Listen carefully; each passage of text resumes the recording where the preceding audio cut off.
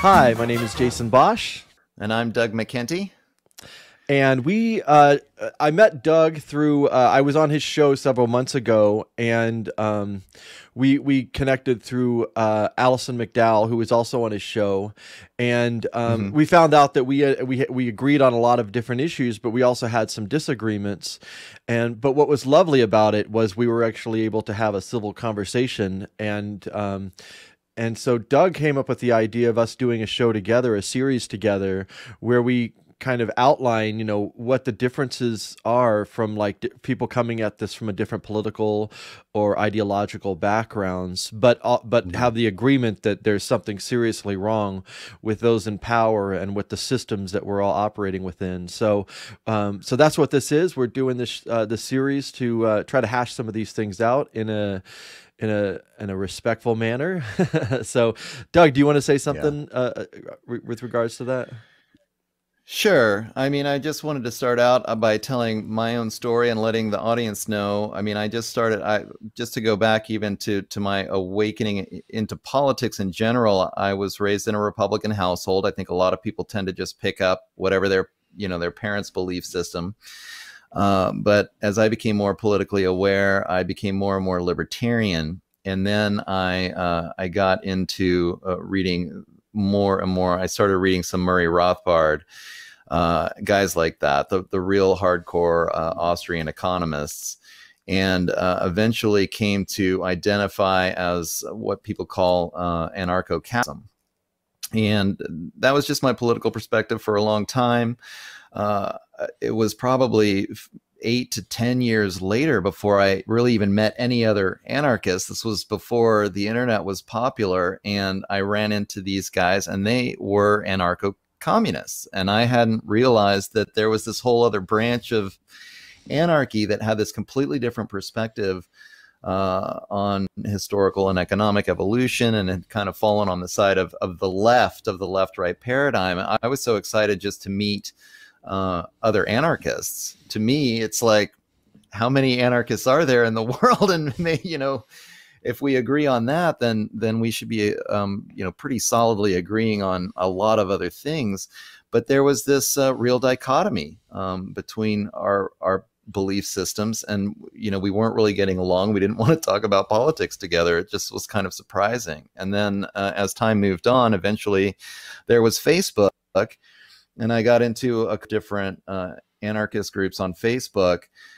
Excited again just to meet other anarchists, like, hey, how can we organize, how can we work together? And very, very quickly, all of the groups just devolved into these outrageous arguments between the ANCOMs and the ANCAPs, like, you guys are idiots, this is crazy, you have no idea what you're talking about, the typical bickering that goes on. And I just, now, that was 10 years ago or more, and I have been for 10 years trying to understand, how can we overcome this left right paradigm. um, I got more and more after 9/11 into looking into what really happened, got more and more involved in the truth movement, and again, maybe just from my own particular perspective, I got into it and discovered that a lot of libertarians seem to be more open-minded to these ideas, that there was this kind of group of very, very wealthy people. In fact, I always thought it was ironic that as a libertarian, I'd be trying to explain to my progressive friends, yes, here's how the monopoly capitalists have centralized the means of production into their own hands, and this is what we need, to be working against, and we should be unified working against this. And they would typically laugh and call me a conspiracy theorist. It's just like, okay, I feel like I'm even trying to explain this to you in your own terms, but you're not seeing how it's working. My solution to monopoly capitalism is a true free market, but we're not even getting to that conversation, because there's always then just this instant conflict between the left and the right, and unifying the two of these has been so important and yet so impossible to me.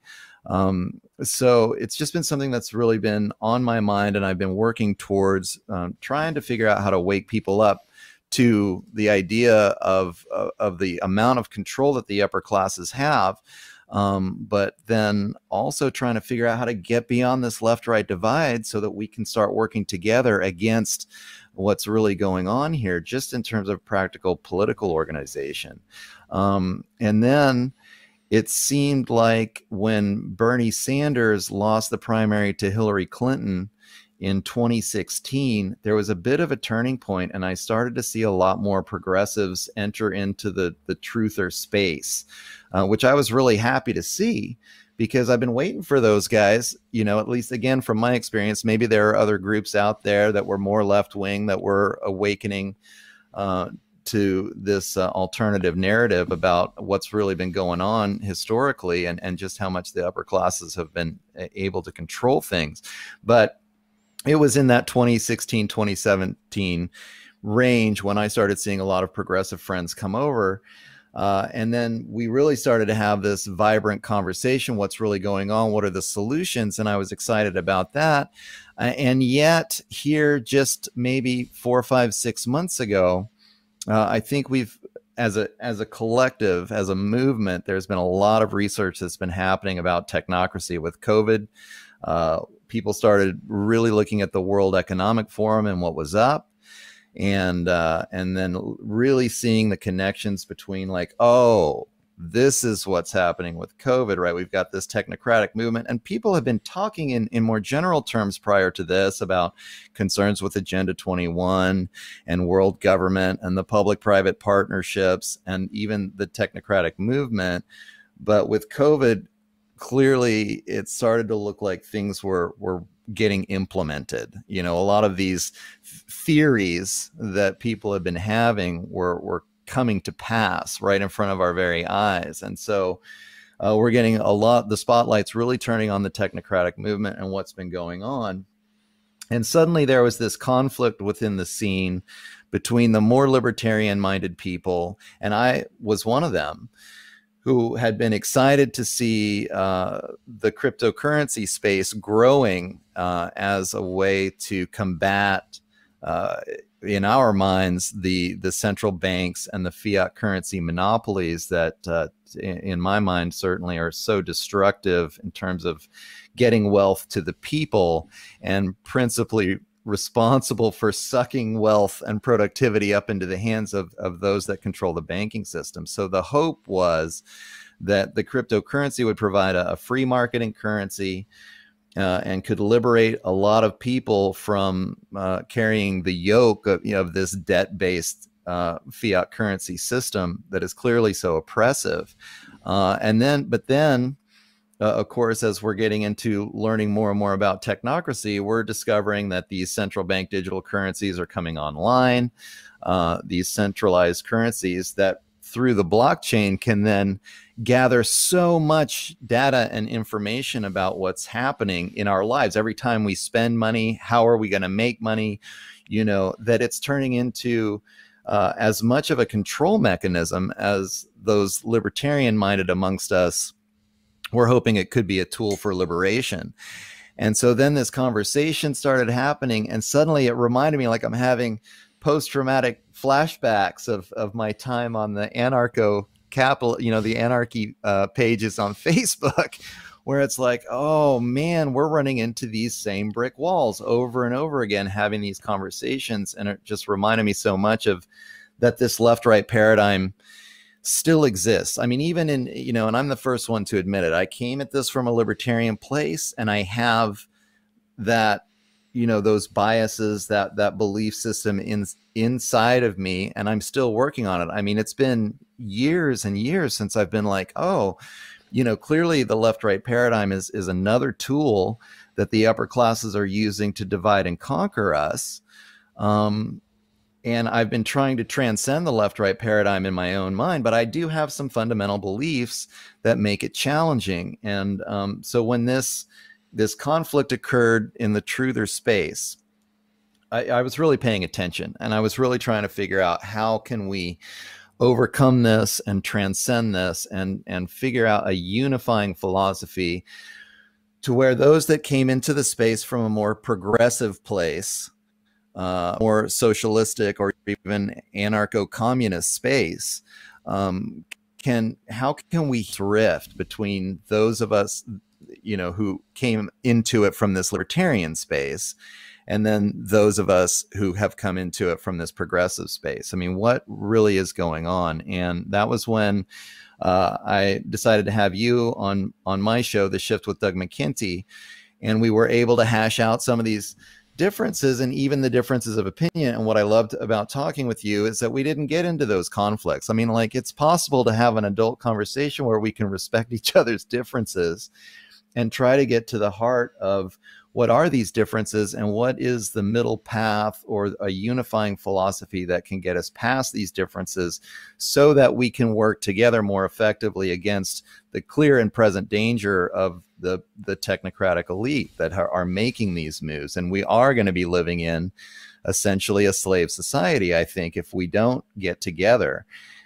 So it's really important to me to try to figure out, you know, what is the unifying philosophy? How can we get over some of these fundamental disagreements, stop bickering at each other, stop accusing each other of being, oh, you must be controlled opposition because you think different than me. You know, all of these things that come up, all of these aggressive or passive aggressive tendencies when people get triggered. I mean, I've been coming at it now from a more of a psychological angle, because I don't even think it's a logical thing. I think there's something emotional that's happening in people that's creating these rifts. And when confronted with the opposing point of view, we actually get triggered into conflict rather than being able to ground ourselves and have the critical conversations with each other that we need to have, having respect for each other's feelings, and then being able to overcome the differences and discover the unifying philosophy behind it all, that so that we can, you know, actually organize effectively a political movement that could do something to fight these guys in the upper classes that have so much control. There just aren't enough people in the truth movement to be having these conflicts with each other. There's no way, you know. So we have to get away from this left-right paradigm and this divide and conquer tactic. And so I wanted to produce this show with you, Jason, because I really felt like you and I can have these conversations. We can get to the heart of the differences of opinion that we have, and then we can figure out how we can get past it. Maybe we can come up with the compromise. I don't know if it's a compromise. I don't even know, you know, what is it going to look like? Because there are some fundamental things that I believe in. And I don't know if we even really have disagreements about the fundamentals, and maybe just having, I think actually definitely having a good conversation about it we'll discover what those commonalities are between our feelings, and that'll start to break down some of these walls that divide us in terms of the left-right paradigm in general. So I really appreciate that you agreed to do this with me, and I think it's going to be super productive, and I hope people are as excited as I am about hashing through these differences and learning that we don't, you know, like, we don't hate each other, right? We're not enemies. We're trying to figure out the best way to get through this for the good of all people. And if we have disagreements about what that future may look like, I mean, that's just a part of life. But figuring out how to get through these difficult issues right now so that we can work together effectively for the bigger picture is just, I think, super important. So I hope the people who are listening to this, you know, feel the same way and are as excited as I am about maybe hashing through some of these issues and breaking down some of these barriers. So I'll just say a little bit about kind of my background, and you know, from a political standpoint, I've always been kind of, you know, from high school, I started to get into politics and thinking about the bigger world, I guess you would say. I think the Gulf War had a big influence on me. The war was going on, and I was just kind of like glued to the TV, watching it every day. Like, what is going on here? What is this all about? And I mean, looking back at it is kind of funny because my understanding of the war was completely skewed because of course the media was presenting this false television war, essentially. And but at the time I didn't know that, but I started to listen to talk radio, and a lot of it was kind of like libertarian talk radio, a lot of stuff that I don't even agree with nowadays. But there was, one thing that I do still agree with was there was a strong thread of a belief in liberty. And I'm a strong Yeah. believer in liberty, and a distrust of power and a distrust of the government. Now the problem, that I found with the libertarians was that their focus was solely on the government and less so on the corporations and the banks. And it seems like since then they've come around to like, oh yeah, the banks are bad too, and the corporations are bad. But the problem is, but another thing I realize is like everything that's wrong with the government is not doing it for its own benefit. It's doing it for the benefit of these banks and corporations and these private individuals. So I saw a conflict within the libertarian thing, but I've never been a Republican. I've never been a Democrat. The first time I ever voted was for Ross Perot, and I voted for him because of NAFTA. So I'm in high school. I'm like learning about NAFTA. So I've been thinking about these issues for a very long time, and I didn't see it as a left or right issue. I just saw that as, the problems with NAFTA are still with us today of globalization. That was one of the first big I think that was the first like major free trade agreement. And again, free trade, like this is the language of the libertarians. We want free trade, free trade. So, I've been trying to figure this out and like map all this out. Now, I don't actually like the framing of it as the left-right paradigm. And the reason why is because it implies that there's a linear graph or something, and then the right's over here and the left's over here. I'm backwards on the screen. I don't know if I did that right, but you know what I mean? Like the reality of the situation is more like a crazy Venn diagram that's got like hundreds of circles that overlap. I mean, that's kind of the way I look at it, because you'll find people agree on this issue, but then they'll have this one wedge issue that they're just staunch about, and then they'll just throw all these other issues out the window because this one issue. And the politicians, of course, know that.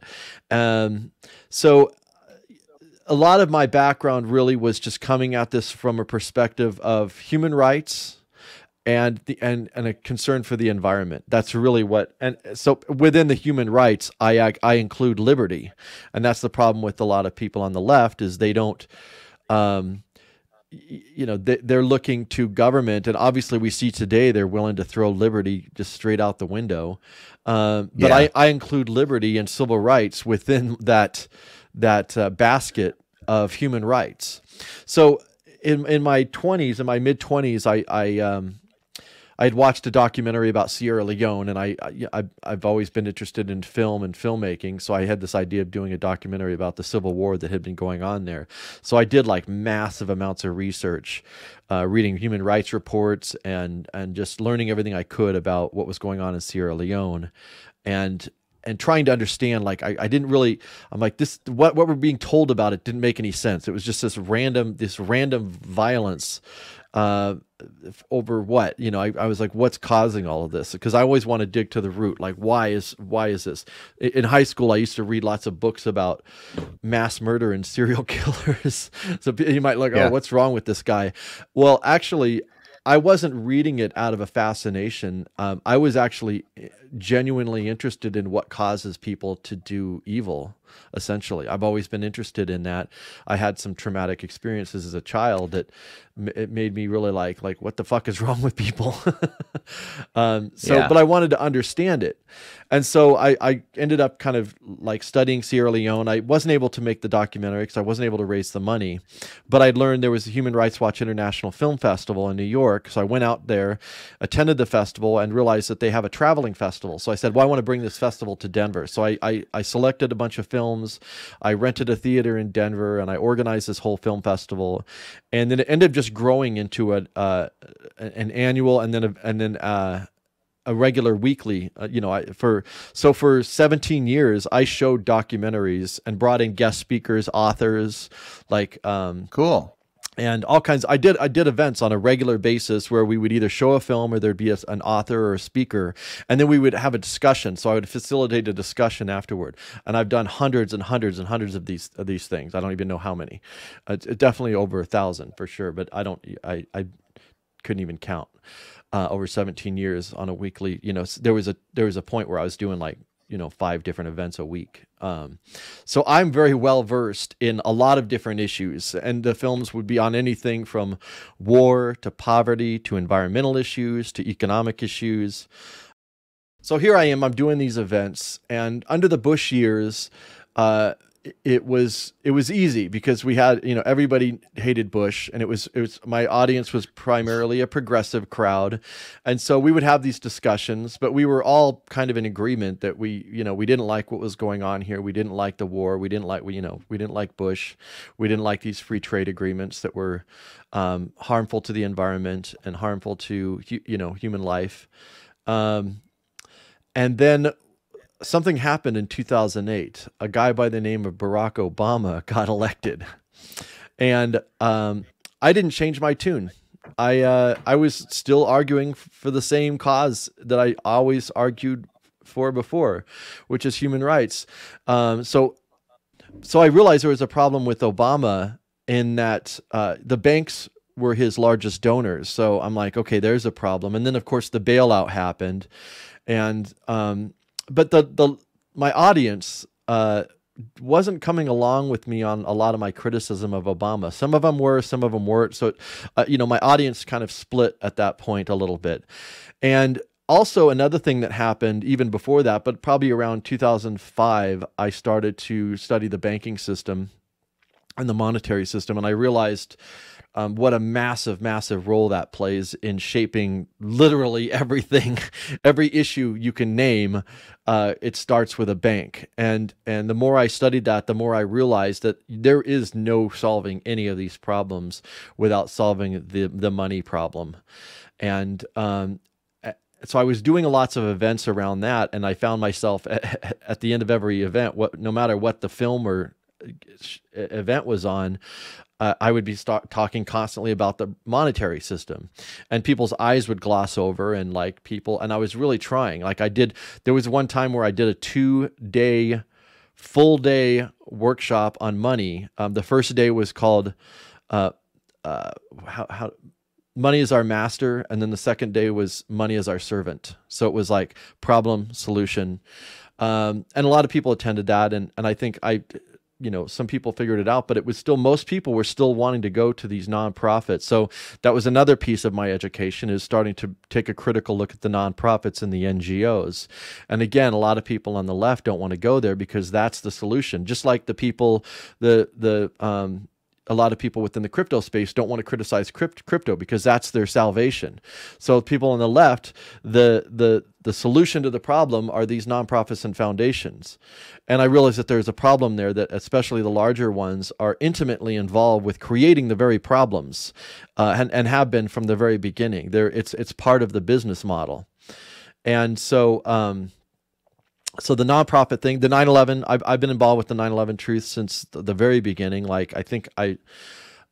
2002, was I first started to question 9/11. I had people bringing me materials, but the early stuff was kind of coming at it from a Christian point of view, and some of it was like, oh, this is end of times or whatever. And there was a lot of biblical stuff in there that I didn't appeal to me because I'm not religious. But I did eventually, see there is an issue here. There is a problem with what we're being told about 9/11. And then I actually hosted one of the first events. I'm certain it was the first event on 9/11 Truth in Colorado. I got involved with the Colorado 9/11 Visibility Project, which is now Colorado 9/11 Truth. But we hosted a guy named Barry Zwicker out of Canada, one of the first journalists to actually raise the alarm about 9/11. And so that was another issue that not everyone was coming along with on, the conspiracy. You can't talk about conspiracy. Another event that I did that pushed more people away was I I showed a documentary called House of Numbers, which was questioning the HIV hypothesis for being the cause of AIDS. And of course, Fauci and a lot of stuff we're seeing nowadays, it turns out, directly connect to that issue. So I hosted that film. I brought the filmmaker Brett Leung into Colorado and rented a theater, and angered some people. Like, some people were really, really mad at me. But I'm like, I can't. I mean, the guy has actual Luc Montagnier, and he has the actual scientists on this documentary, basically exposing themselves to be deceptive at best, and exposing problems within the system. And my thing is like, hey, if there's a problem within the system, let's fix it. Let's talk about it. But people are like, no, we have to defend it at all costs. So I've had this long journey where I've never really been, Allison once said I'm politically homeless. I would say I've always been politically homeless. I've never been a member of any of these groups. In fact, in 2011, I went to Philadelphia, and I was the campaign manager for a woman by the name of Sherry Honkala, who ran for sheriff. She was the first woman to run for sheriff of Philadelphia under the Green Party, and she ran on a zero evictions platform. And so this is just a few years after the bank bailouts. And it was also the summer that the Occupy was happening in Philadelphia. And so there was a lot going on. That Sherry ran into the Green Party on a zero evictions platform because it's the sheriff's that actually does the evictions. That's kind of the primary role that sheriffs play in this world right now. But the interesting thing is that sheriffs actually have a lot of sovereign power within the system. And so there's a potential there where if you had some sheriffs that wanted to stand up and do the right thing, they would actually have some teeth. It wouldn't just be symbolic. And that was a lot of the problem that I have with the left too, is a lot of the stuff they do is just symbolic and amounts to absolutely nothing. Let's write I'm showing a documentary about, crimes that are being committed, the unconstitutional things that our politicians are doing. And the answer is, well, let's write a letter to them. Like, well, they don't care about the Constitution or the law. Like, do you think they give a shit about your letter? I just, and that's not being cynical. It's just being real. I'm like, let's put our energy into something that will actually change things. But that starts with being completely honest. And so, then all of a sudden this COVID thing happened. And well, let me go back.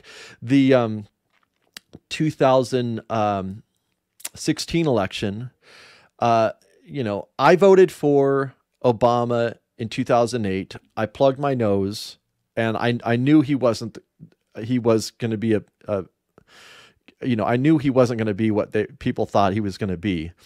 But I was just tired of Bush, and I'm like, okay, fine, I'll vote for Obama. And then when he ran for a second time, I just made the decision I will never, ever, ever again vote against my conscience. And if that means not voting, if that means voting for someone down the block from me who's only going to get one vote, my vote, or whatever. So I voted for Jill Stein, even though I don't agree with everything, all the positions that she has. So, but on the Green Party thing, so people say, oh, you voted for Jill Stein, and you ran a campaign for a Green Party person. You must be a Green Party member. No, I'm not. I don't support any political party. I agree with the Green Party on a lot of things. I disagree with them on a lot of things. So I don't belong to any, I'm a free thinker. So 2016 is the election with Hillary Clinton and Bernie Sanders. Of course, Bernie Sanders had his the primary stolen from him. That was pretty clear. I was actually there in Philadelphia. In fact, the woman Sherry that I ran for sheriff, we did an event outside of the convention, and it was called Beans for Hillary, and so we were serving beans to people outside to have a fart in because the whole process stunk. That was the whole idea of it. It was just a comedy, like going back to the old 60s, like comedy, activism sort of thing. But but from that point, again, I had a lot of people really, really mad at me because, oh my God, there's this guy named Trump and we cannot let Trump in. So we need to support Hillary. And I'm like, I don't support Trump and I don't support Hillary. Absolutely no on both of those, but that's not an option. You have to pick one of them. And so that was another further rift. So my whole process, it was like from like 2001 to like, 2008 was me building up this audience of people that were to have these discussions and growing something. And then from 2008 on was just the disintegration of everything, a process of disintegration. And now coming back to what we're here to talk about, which is because of there's some fundamental disagreements that we have. Like, to me, liberty is off the table. You want to take away my rights. That's not even an option. Like, I'm not going there. Like, I can agree. We can have a discussion about healthcare or other issues.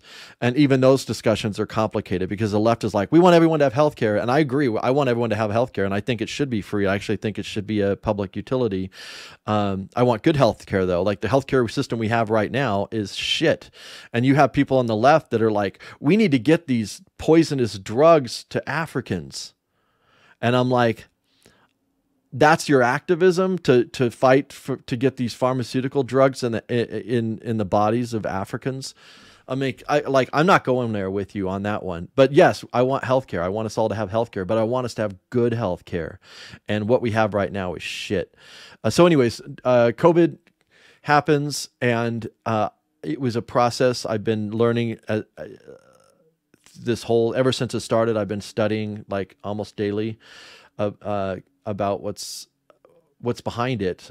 And of course that leads to the World Economic Forum and their Great Reset / Fourth Industrial Revolution.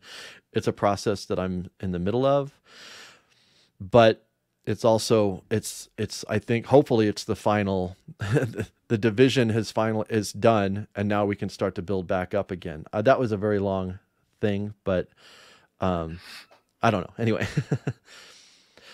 Well, Am I unmuted now? Yeah, no, you're good. You're good. Okay. Yeah, I mean, I really think it's good to get the background of what's going on. I mean, it's kind of funny to hear your experience. I think was pretty similar to mine, almost on the other side of the spectrum, in that you had lots of progressives that were following your work in Denver, listening to the documentaries, and then as you got more conspiratorial, they started kind of dropping like flies, or certain topics wouldn't fly, or Obama comes in, and this is exactly how they use the left-right paradigm, right? I mean, Obama came in and did exactly the same thing as Bush was doing, but people, because he was a Democrat, conceived of it as somehow, now it's totally different. And then even when Trump came in, I felt like I'm getting to a place where I feel like the entire political dialogue that's happening in the mainstream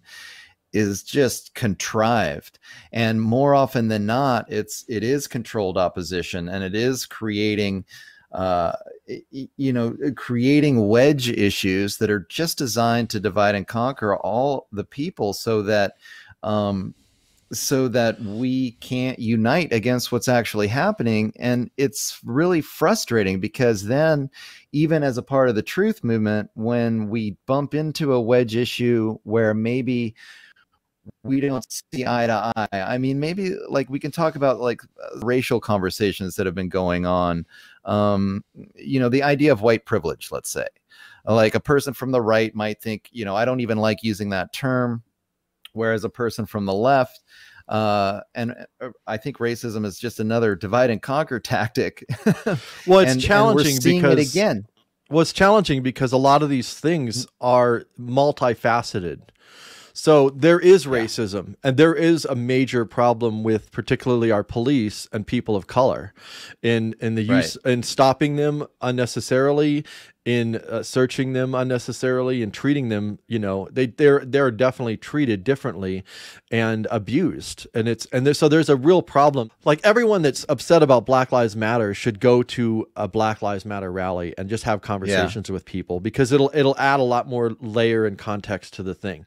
Because yes, Black Lives Matter, you have this organization that's getting massive funding from billionaires. Like, these people don't give a shit about racism or police brutality. Right. They're using it. They have a political and an economic reason for doing what they're doing. But you can't just look at that. The people that are like upset about the Black Lives Matter need to incorporate the genuine and sincere grievances that people have on the street, and you might be able to. And I was really frustrating, because I would go to the marches, and I'd see these white people standing on the side road, like yelling, "You idiots!" and like just yelling at them, and it was just like, oh, this is so stupid. Yeah. Like, so I both agree with the criticisms of Black Lives Matter as an organized, funded, nonprofit, corporate focused thing. I mean, but I also agree with the protesters. So the question is, how do you find a space in there where you can hash out all of these different things that are going on? It's not just one thing, Right. I mean, I have a different story to counter that, actually, which is a friend of mine who was a staunch progressive, found out that a number of her friends were Trump supporters, and they convinced her to go to a Trump rally. And she literally went to the Trump rally with her phone so that she could, capture all of the instances of racism and all on, the horrible actions of these conservative people, as she had come to think of a Trump supporter. And she was just blown away.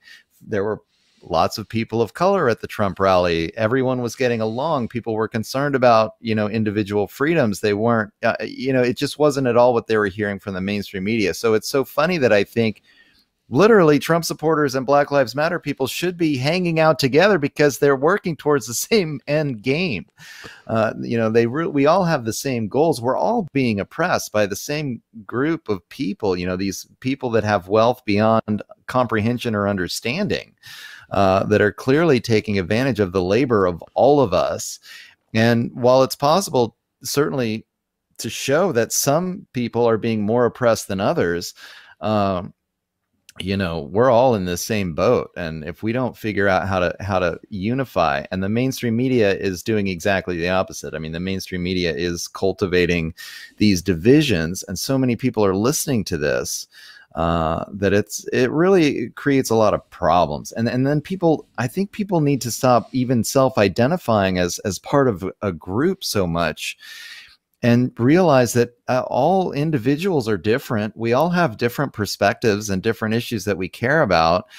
And the more that we identify with the group, the easier it is for the group to spoon feed our belief systems. I mean, I've seen, especially with COVID in the last year, I found that my progressive friends are the ones that are being what I consider radicalized into fascism, I agree. way more than these Trump supporters. I mean, to where I'm afraid to speak out in my community, because the lynch mobs aren't out yet. But I mean, if I walked into the grocery store without a mask on, my God, it'd be close. Well, it's funny on that, because people argue with me online about that, as if we're just having a debate. And I'm like, there's a huge difference between my side and your side, in that I'm actually just trying to, I'm not trying to tell anybody else what to do, first of all. Yeah. I'm trying to protect my own rights to have my own choice over my own body, and also my own rights coming here in the near future to still be able to participate in society based on my own personal choices. And their argument is actually backed by state and corporate violence and threats of exclusion. So there's a huge difference when you're having a conversation with someone, when on one side of it actually has all the police forces behind them, essentially. I mean, basically you can't shop. You got to do this. Are they going to, who knows what kind of measures they will take in order to coerce or force people into getting the shot, which I refuse to do. I've done my research. I don't believe in them. I don't think they're healthy. And I absolutely do not trust the corporations and the individuals and the bureaucrats and the politicians and the media who are pushing this. And so there's a huge difference between these two things. Yeah, I mean, I think one of the main reasons why we can even have these conversations with the differences that we have is that the two of us both agree in the sovereignty of the individual and the importance of individual freedom and certainly bodily autonomy, which is, it's just shocking to me how few people in this day and age and on purposefully done through the education system, I think, have just tossed aside the idea that adults are sovereign and should be able to make decisions for themselves.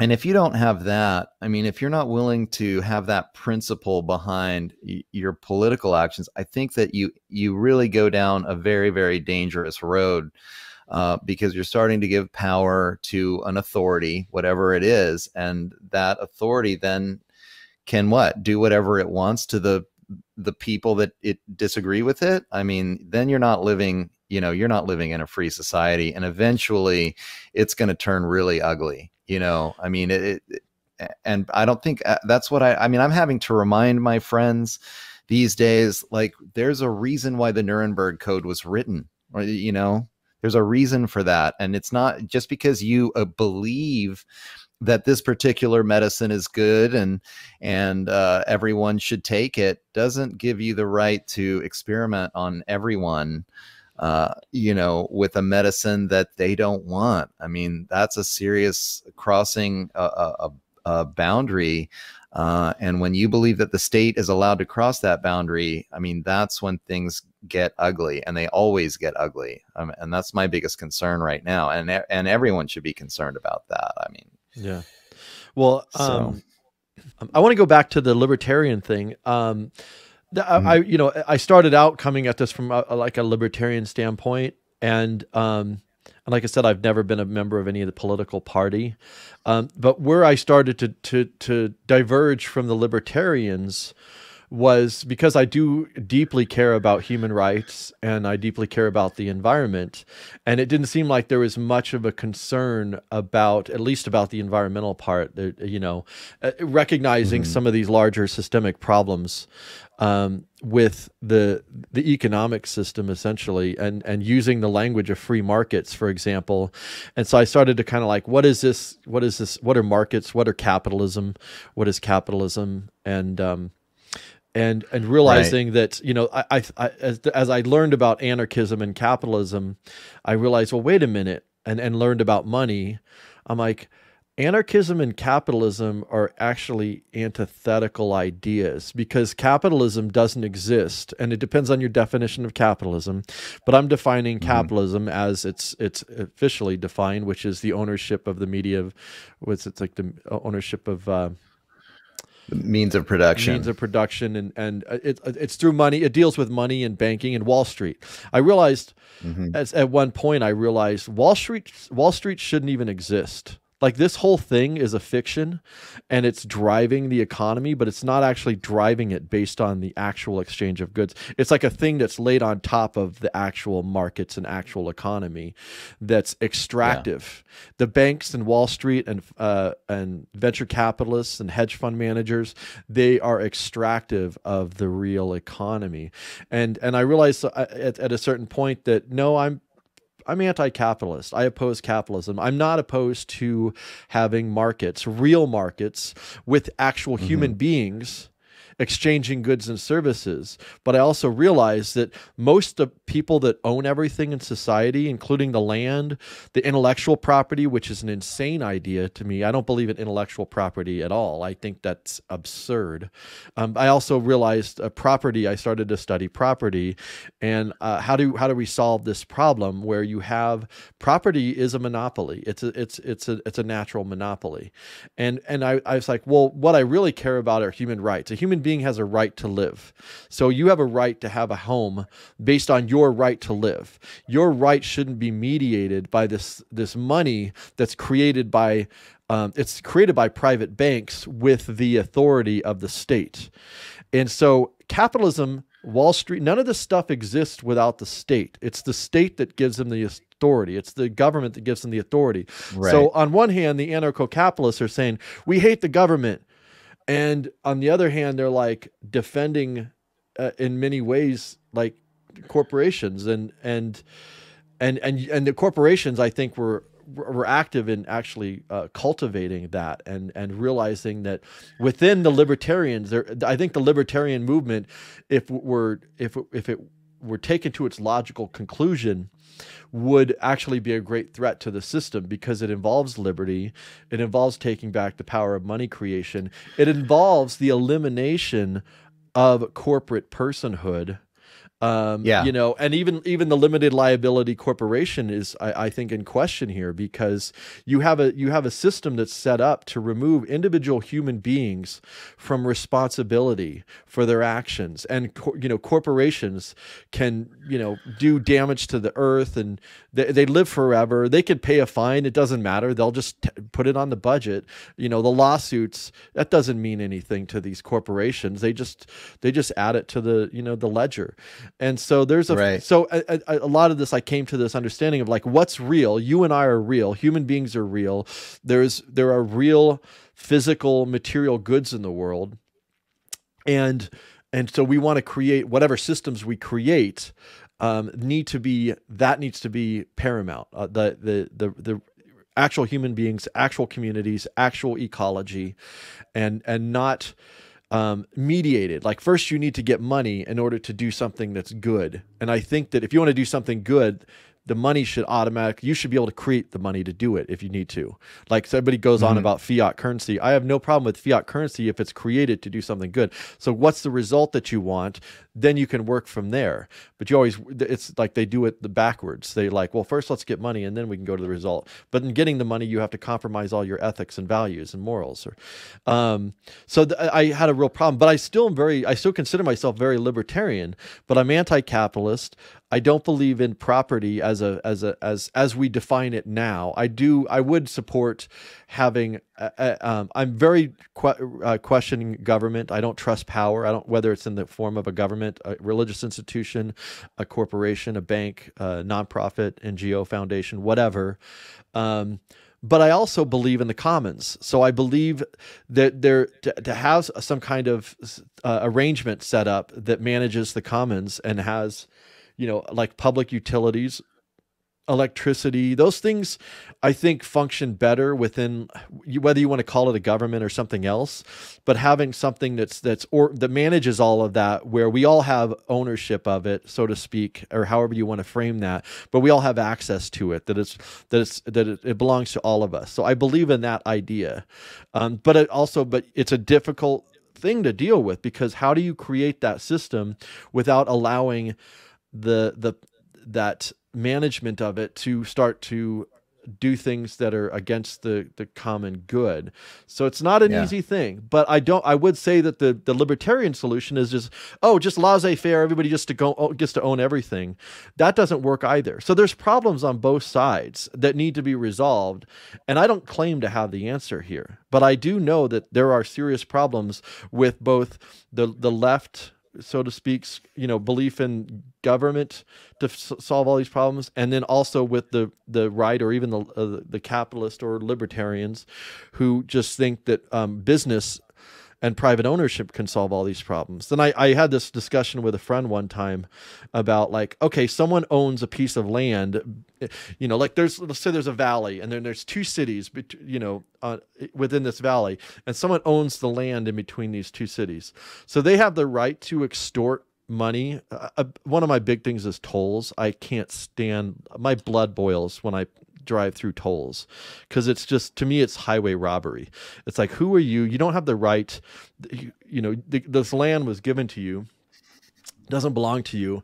The money's going to wherever. It's not, very little of it even goes to like actually public things. But so this person gets to own this land in the middle, and then he can extort money from anybody that passes through because it's a natural monopoly. And I was like, you think that's a good system? He's like, yeah, I do. And he's like, he can charge whatever he wants. And I'm like, okay. And he's like, but if someone wants to kill him, they can kill him. And I'm like, that's just, and then what? Then they take over and start charging people. I mean, you know, so there's a problem Right. there. I'm not claiming to have the answer, but there's a problem there. So I do believe in, you know, I absolutely oppose the government we have. And I don't even have a problem with like not calling it a government, but like some sort of management of the commons, you know, what belongs to us all. So there's a difference between the individual versus the collective, and both things are actually really important. It's important to maintain individual rights. It's important to deal with our collective welfare, and even the welfare of the future generations, you know, like the Native American, you know, the indigenous idea of 7 generations. Whatever you do, we should think about how this is going to affect. Sure. And we don't do that. And our economic system, and even like we were going to talk about technology, like there's a big problem with technology itself, period. Like the mining, extraction, toxic, there's so many problems with technology. This microphone, I mean, all this technology that we're using. So I'm not saying I have the answer, but we need to actually address that. That needs to be included in the conversation. But they're like, nope, it's just crypto. Hey, this crypto uses less energy. Well, that's great. It's still a problem. You know, like we need to have our conversations need to incorporate all the different issues that people have. And not just like it's on like a war of attrition, you know. It's like, nope, this is my side, and we're going to ignore everything that Right. challenges our position or whatever, you know. All right, so I'm just going to address some of the things that you've been talking about. You just said quite a mouthful, and I've been taking notes, so I'll try to touch on as much as I can just to give my thoughts. And one of the things is about this term capitalism. One of the things that's really actually grabbed me, you also mentioned that you think that the libertarian idea back in, you know, is actually a philosophy that can work against this corporatist system if it's properly applied. And I think that's exactly why it's so confusing when people start talking about libertarianism. I mean, my actual feeling, I just did an interview on communitarianism the other day with Nikki Rapina. And we got into some of this history. I believe that the libertarian philosophies of the 18th century it was all about fighting the empire, the British Empire. And I think that the upper classes, the corporatist class, the feudal class, even back then, going back hundreds of years, they were frightened about libertarian philosophy. And so they funded this Hegelian dialectic, funded Hegel. I mean, certainly they've funded Marx. Marx wouldn't be taught in every university around the world if the upper classes didn't want you learning about Marx, and you're not learning about Austrian economics in any of those universities. You are learning about Marx. So you've got to wonder why we're not getting the free market perspective, but we are all getting taught about Marx if supposedly this is some great threat to the upper class. And Marx, of course, is the one who coined the term capitalism. And now I certainly think it's unfortunate that it's applied in that anarcho-capitalist context, because I don't think it's actually applicable. I think that the term capitalism is a Marxist term, and it is describing this centralized economy where the upper classes are able, through the use of violence and typically the use of government, from my understanding of history, to centralize the means of production in their hands. So when you talk about things like the stock market, like I don't have a problem with stock markets in general, or buying or selling stocks, raising money through stocks. But we have by law one stock market in the United States. It seems to me like certainly every major city should have a stock market. And so when you're investing in the stocks, you're actually investing in your local community. It's just a way of investing in your local community and helping local mid-sized businesses to expand. So again, we're just talking about the centralization of power. And then when people start thinking about, and most libertarians, even certainly most Republicans, they think the corporations are part of some kind of free market. Like, where did that come from? That was actually a big aha moment for me, to come to the recognition that the corporations are clearly part of this. And now I've done even more historical analysis. It's very clear to me that the corporate system is just a part of the same system of empire, the same system of colonialism that's been going on for 300 or 400 or 500 years. I mean, this is something that started in feudal Europe, and it was the way that the feudal lords centralized markets and created monopolies.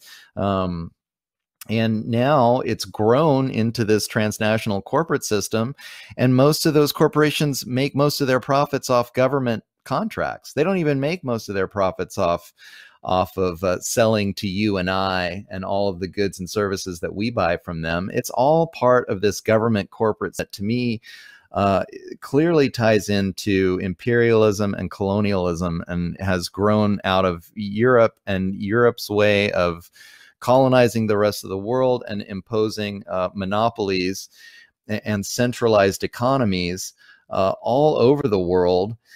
That cut out, any kind of, it's certainly not free trade in the libertarian sense. And the corporate system that's what it is. It has nothing to do, in my view now, with libertarianism, and libertarians who feel like corporations are somehow part of a free market as opposed to government. I think they're just misinformed. And they should really rethink their position, because people who believe in individual liberties and people who believe in free markets should, by definition, be anti-corporate, because the corporations and the government, they work together to centralize the means of production. These are the tools that the wealthy elite, the colonizers, the empire builders, have been using for hundreds of years to amass wealth beyond their value, right? And to steal wealth from everybody else.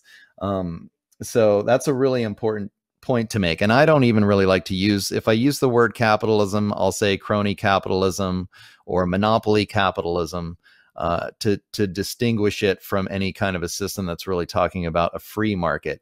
And even like you brought up NAFTA earlier, NAFTA, it's hilarious. They put free trade in these bills, and they're not about free trade. These are deals between corporations and governments to monopolize resources, right? It has nothing to do with free trade, which free trade is what happens when a person makes a deal with another person to trade their labor or trade their, a resource that they've acquired for something else that's of value to them. And so these, thinking of things in these larger, I don't know, within the larger context even, I just want to throw out the Hegelian dialectic altogether, because it makes it creates this feeling that we're all, not only are we fighting against each other, the Hegelians versus the Marxists, or the right versus the left, but it makes us all think that we're all a part of this huge historical evolutionary process that's sort of predetermined. And I don't feel that way. I think that we all create our own lives based on our individual choices. And that's the kind of political philosophy that we need to start building upon, where people recognize that individual sovereignty is just the reality of what life is. And I do hear you when you talk about the community, but I have some concerns, because to me, the community is an idea. Like, we can all have an idea of what would be best for our community, but ultimately individuals make choices. And so, we can talk about community welfare. I'm not saying that such a thing doesn't exist, but I am saying that it's a dangerous ground. I mean, I guess from my point of view, protecting the individual's right to make choices is what's best for the community. But that's not absolute, though. I mean, you don't have, the choice, if someone has the choice to set up a system where they get to create money, or, let's say they created a cryptocurrency, but they have a lot of cryptocurrency. Mm-hmm. They have a lot of power over others. And so they can individually make a choice to level a forest or pollute a river or something like that. Right. I'm not down with that. And I don't think it should just be like a Wild West sort of thing where, like, okay, Well, but having again, some you sort know, of structure to deal with that makes a lot of sense. It doesn't. It's not a you like either have like no government or you're going to have like totalitarianism. It's like that's just not really the case. You can have, but I think having it be based on human beings that actually have real relationships with one another. right. So I'm real big on the local thing. I'm not real big on like people that are far away in Washington, D.C. or now in Davos, Switzerland, making decisions for the rest of the world. I'm absolutely opposed to that. I do think having like some sort of constitutional foundations, like, okay, here's the basic rules, like real minimum basic rules for us to go by as a society. I don't think that's a bad idea. But other than that, I'm really, I think local people, if, you're not going to shit where you eat, it's so that, I don't know if that was a good analogy, but you know what I'm saying? Like people care about their own communities. You don't need to like, have a law for them to like not destroy where they live, typically. And we, people look at poor people and like, oh, look how dirty they are. It's like, yeah, it's because they have no ownership or control over their own lives. Like they don't give a fuck, because everything's been taken from them, Right. But I think there's a lot of truth to that. You mentioned person to person. So, but that's not what we have here. And that's one of my problems with economists in general, because I think economists are scoundrels. I don't care if you're left or right on that, because they're dealing in theoretical models. The first book I read on economics was The Worldly Philosophers, which goes into Adam Smith and Karl Marx and who are some of the other ones. I should grab. I still have it back there somewhere. I should revisit it, but it goes into the philosophy, and that's the problem with a lot of this stuff is it's built on theory. So in theory, you're right. Person to person, market, supply and demand. There's all sorts of ideas that make sense logically and theoretically, but they're not actually how the real world works. And what we're dealing with are not actual individual human beings, person to person, doing exchanges. We're dealing with corporations, whether it's small corporations or large corporations. Human beings are almost like they're just nothing in this whole system. And then you mentioned stock. You can have stocks to invest in the local community. Well, stocks don't. The exchange of stocks for the most part doesn't even go to the company. It's this market that has nothing to do with the actual real goods and services economy. It sits on top of it, but the initial stock offering does go to the company and helps them start their company. But beyond that, like, yeah, there'll be dividends or whatever in stocks, but a large chunk of stock trading has nothing to do with any actual markets. There's markets on speculation. And that should not exist. That's just completely absurd. And so, anyways, I wanted to throw those two things in there.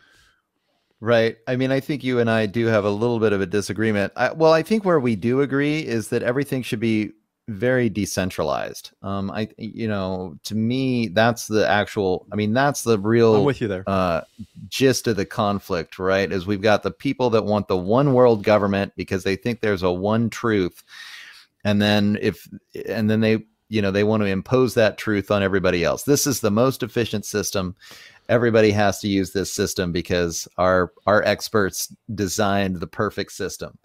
And that worldview just doesn't really hold for me, because just like you said, how does somebody in Davos, Switzerland know what's best for me here in, with my family here in California? I mean, in our community here, they just don't.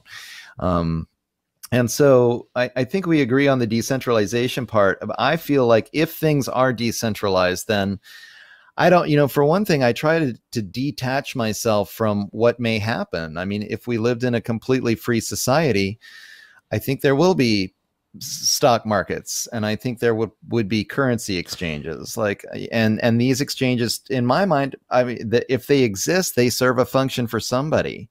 And I can argue about what function that may be.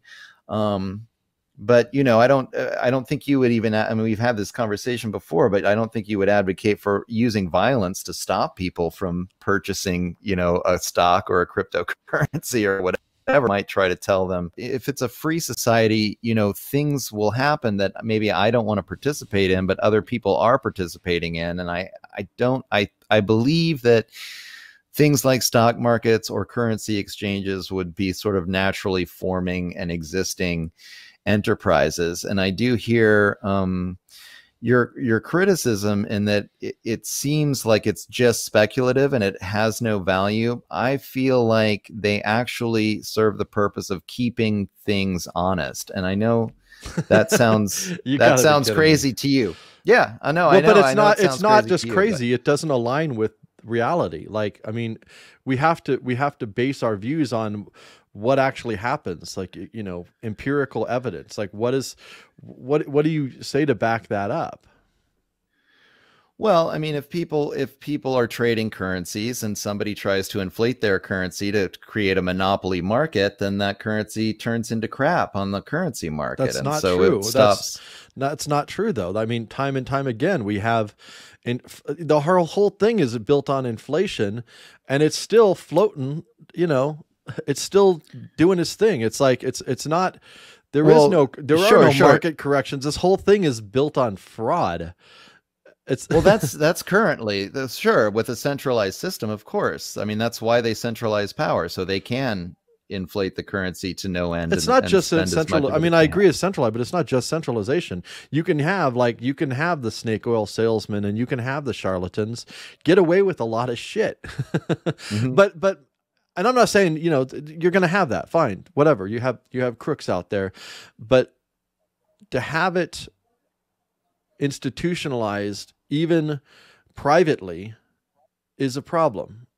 Now, how to deal with that? Like I said, I don't really. I'm not saying coming in with violence to stop it, but not endorsing it because it's not a good system. You know, it distracts. What it really is about power.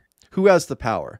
I own a stock. I own this piece of paper that says I own XYZ. I own this land, this business, this resources. So it's a claim on power, essentially, and which is removes the power away from the actual people who are doing the work, who are actually creating things, who are actually coming up with the inventions or whatever.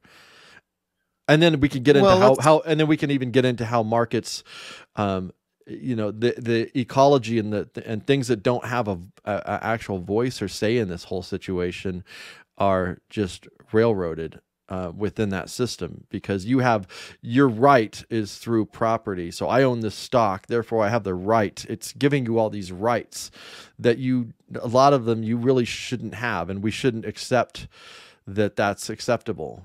You know, as a society, as a culture, you know, I'm not saying we necessarily need laws. I'm just arguing that, because I believe in free will, but I'm arguing that that's not a good idea. That's not a good system to operate, to have our relations based be primarily on markets and money, however that money comes into being and is created. You know, that doesn't mean that it can't be used, but I just wouldn't. I wouldn't build the whole society around that. Yeah, I mean, fair enough. All I'm saying is that I think there probably would be currency markets so that if I was using my local currency and I wanted to go to the city, I might trade some of my local currency for the city currency or a currency that was popular there. And I don't, I just don't see a problem with that. And also, if people choose, I mean, I guess my point, Jason, is if enough other people choose to participate in that kind of a thing, I mean, I'm not going to call out the cops or the army I'm to not stop them. arguing to use Right. violence. I'm just arguing that it's not a good system. I mean, Sure. money is a fiction, and I think that we shouldn't base our society around fictions. It needs to be based around the real natural world, real relationships, real Right. people, real communities, and you're taking this fictional thing, and then you're making um, it become a prerequisite for other things. It's a mediator. You're having this fiction become a mediator, which, I mean, so you have different currencies that like, how I've yet to find a currency that is really, really great. I like the idea of time banks, because that's core. Hmm. That's like, okay, I did this. You come up with a value that everyone's time is worth the same, and then I put this much time into this thing to create this, and you can include the education involved with what that was done. But I like that because it's the most fundamental. Or mutual credit systems. I like that idea, and then it's just a matter of having a ledger, but having the value be the actual value that people create, not we created this value that's a fictional value through money. Now you guys can all do what you need to do. Now, in some cases that I could see a use for that, like within the government, I actually do think that could be useful, where you can fund roads and different projects through fiat money, government created money. And then and it goes to the people that actually do the work. So there's the value that's there, and you're just, anyways, it's complicated, but there are definitely problems with money in general. Even, I mean, there's even some people who've talked about different ideas of not having money at all, which I'm open if we can come up with other ways to do what we need to do. I'm open to all sorts of ideas. Right. Well, I mean, I get that, but I just, and even if you don't want to use money, that's fine with me, right? But I think a lot of people will. And so you might just have to learn to live with the fact that some people are going to, use it. To me, it's just a tool. But I mean, people are going to kill people and people are going to rape people. And I'm not comparing that. I'm just saying that my argument isn't that people will do stuff. I'm just arguing that it's not a good thing. I don't think it's a really tricky thing trying to figure out how to create a good monetary system. I don't even have the answer to what's the best system out there, but I do see major problems with building your whole society. And that's, I guess, one of the major differences that I have with a lot of libertarians, or at least the capitalists, libertarians, is that, all of human relations and our relations to the earth and ecology and future generations should be mediated through markets. And again, I'm not arguing for a law against it or anything. I'm just arguing that there's a problem there. Right. Yeah, I mean, I guess, one of the things that comes to mind is a lot of certainly our relationship with money in this culture right now is dysfunctional. So, I just don't want to project that onto the potential in a free society, with maybe a healthier relationship. When I think about money in a free society, so first of all, I think you and I agree that the Federal Reserve and the debt-based fiat, the centralized system, creates artificial scarcity. So there's not artificial money, abundance for those a certain class of people, for those on the top. I mean, you have access to credit. You can do a lot of damage. Right. So let's, if we have a world where that artificial scarcity is not allowed to be created, we don't have a centralized system. Anybody can create a time bank in their neighborhood and start trading, work hours, however they want, and then. And we could just start building it from there. There's 1,000 different ways to make currencies, actually, not just cryptocurrencies or printing money. But I mean, people used to use sticks. People have used tobacco leaves in the past. People have used shells, right? I mean, but I will argue that a lot of the stories that are told in economics courses are just made up. They're just made up stories. And so that's why I really like the whole. There's a really great chapter in David Graeber's book called The Myth of Barter. And it really, a lot of the foundation is based on the assumption that societies have always operated on market-based relations. So they just did barter, but it got too complicated because I have a cow and you have chickens, and how do we trade this? That's a completely fictional story. It's not even connected to reality. That's never existed.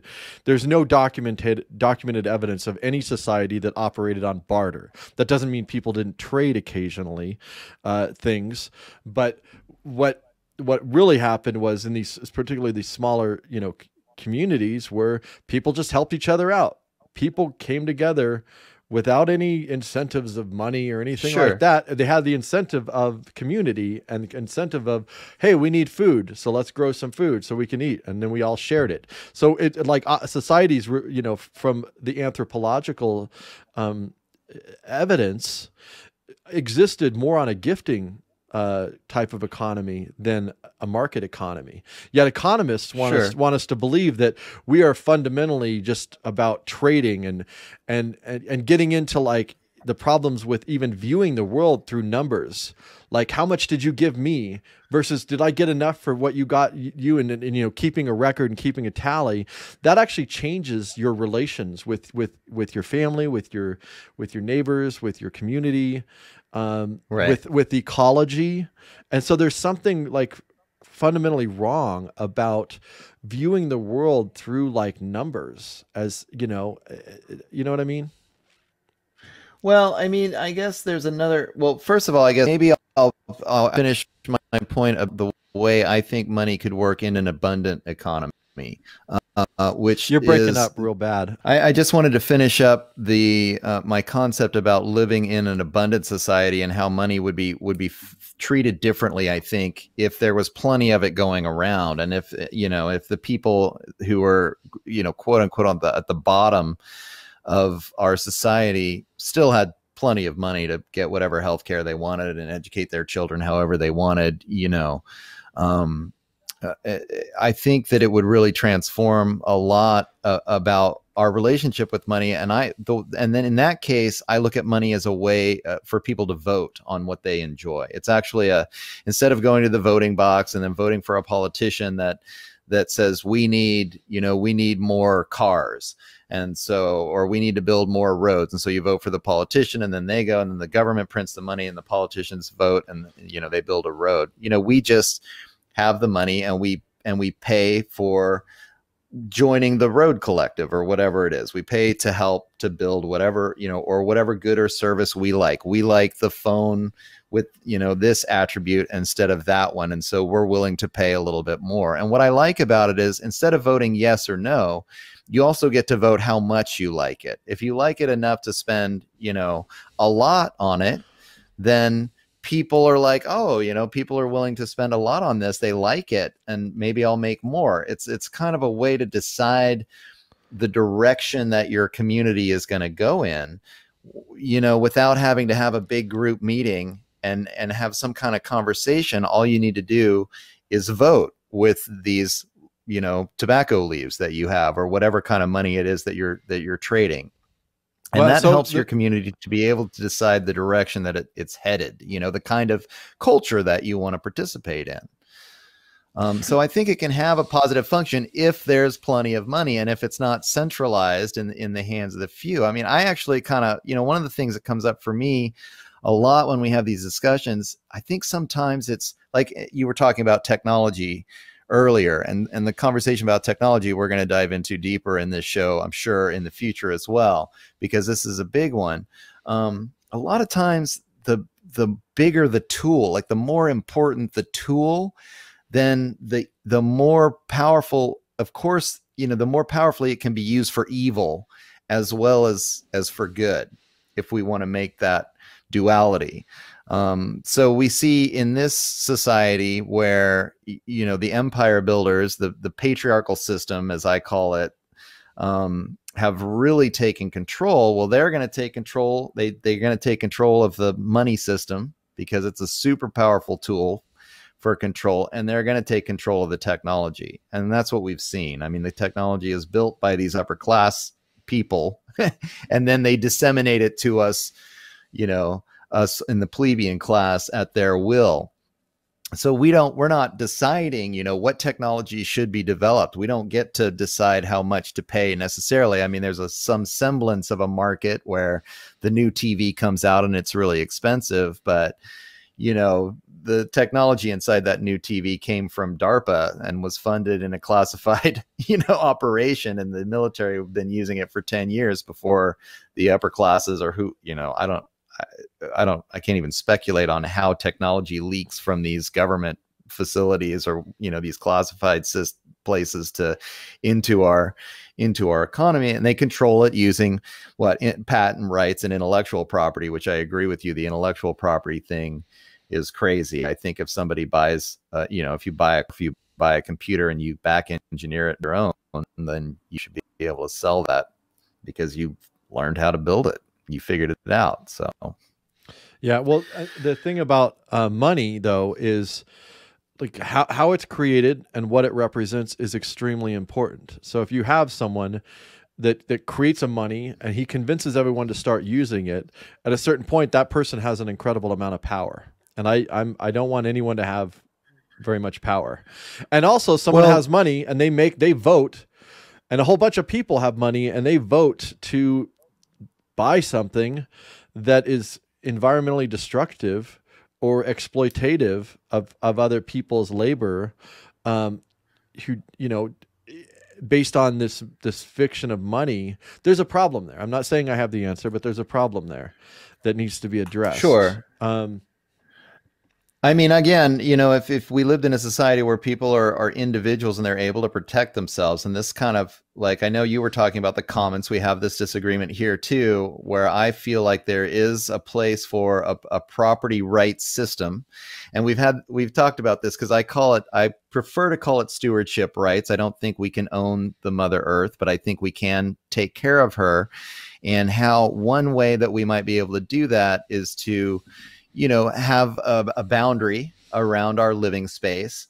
And if someone engages in toxic trespass, so some poison from their facility gets onto our property or gets into a creek that gets it onto my property that I'm stewarding, I have a legal recourse to go to that person and say, you've got to clean this up. Yeah. And I have no issue with that at all. I think it's a good self-defense mechanism. I would support having laws, and again, like, it requires some kind of a government to do this, but I think it does make sense to have some sort of mediation and some sort of basic ground rules. But giving people exclusive rights to a certain piece of land for their living or for a business that they're running or something like that. So it would have still many of the same attributes of property. It just wouldn't have that absolute right to use and abuse as they see fit. In fact, I have it's really hard to read about property rights, but I have a book called The Land We Share, and it kind of goes into how it was really the Industrial Revolution that changed this idea about property as having, being more rights oriented rather than rights and responsibilities.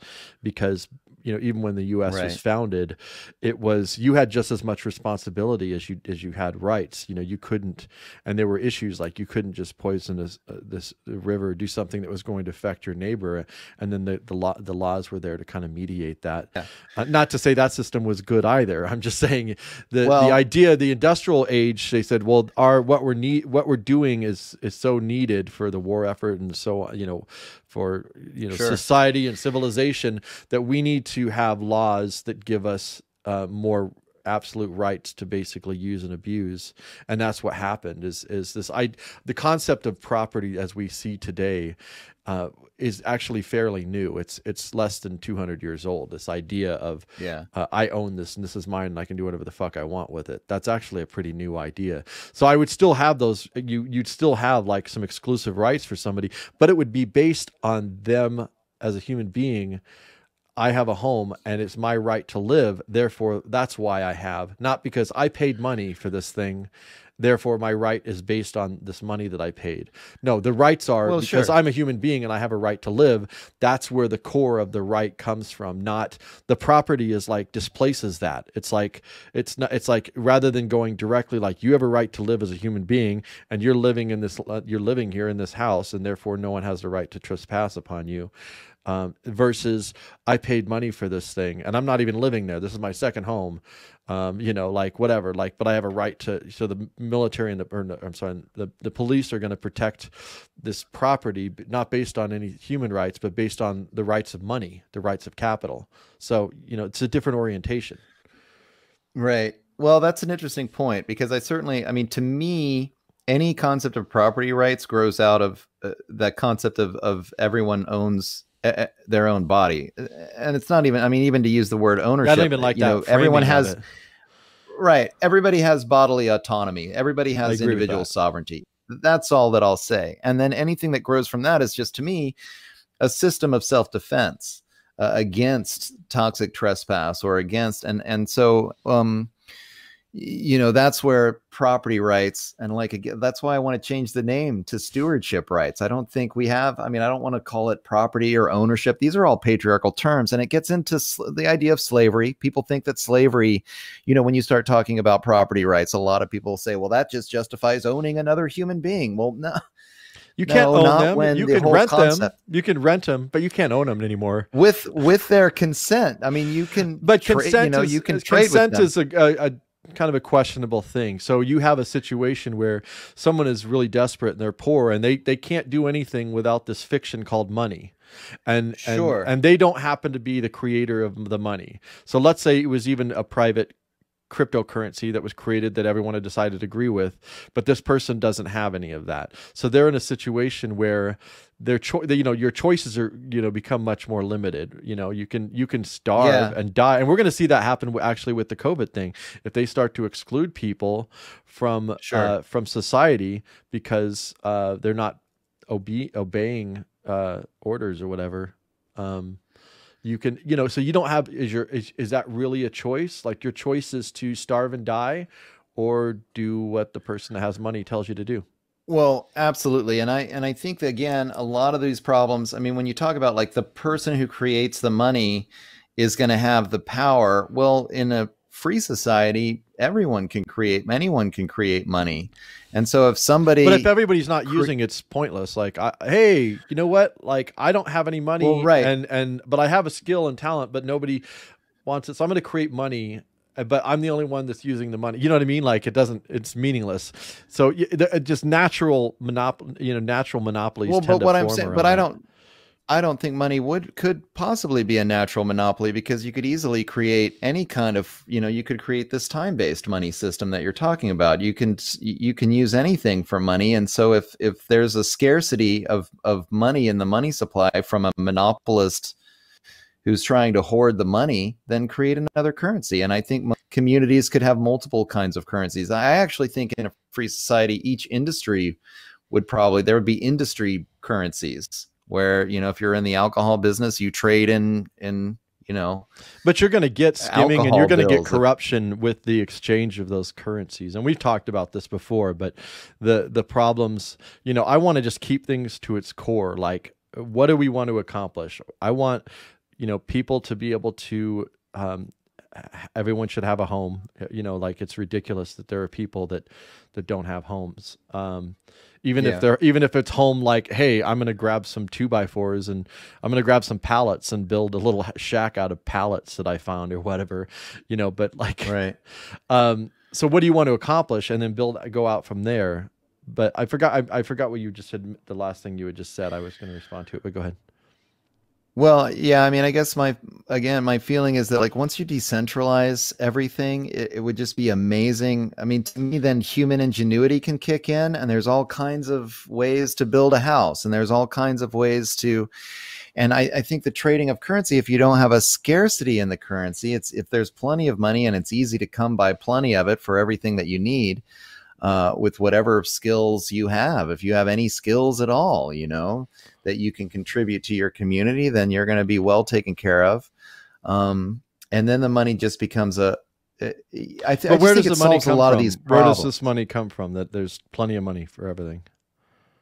Well, it can come from anyone who's interested in being a money creator. I mean, you can come up, like, again. I mean, I think there would be multiple. I mean, if everybody has their own money, that just doesn't even. It's not even functional. Like, that doesn't even work.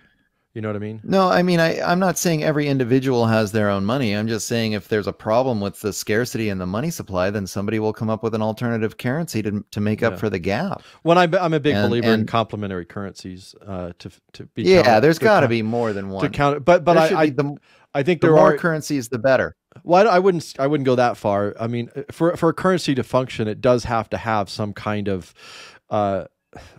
a little bit of a monopoly, really, because it actually functions, but it needs. Well, I would treat it more like a public utility.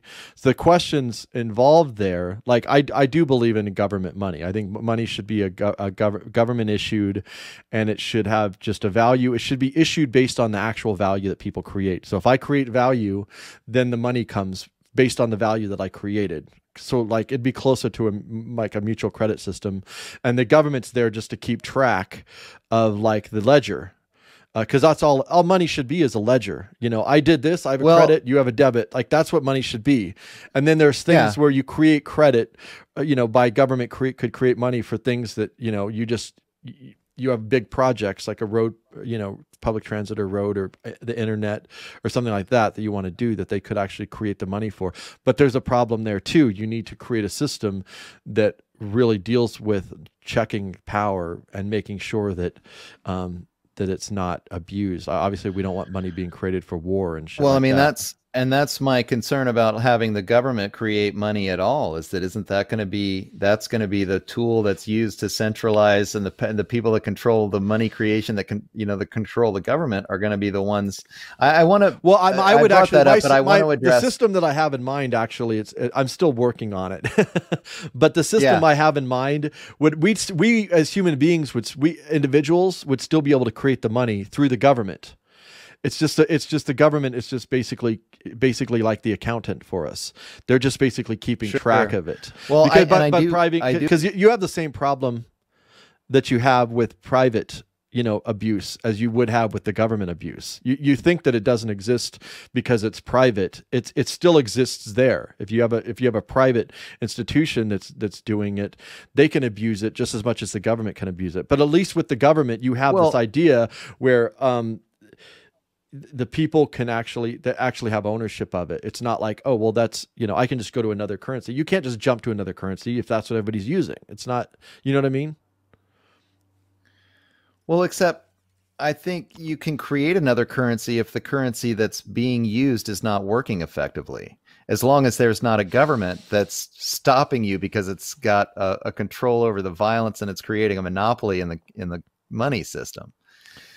So, yeah, well, and I'm not arguing I'm not arguing against having complementary currencies. I'm just saying we need to be smart about it.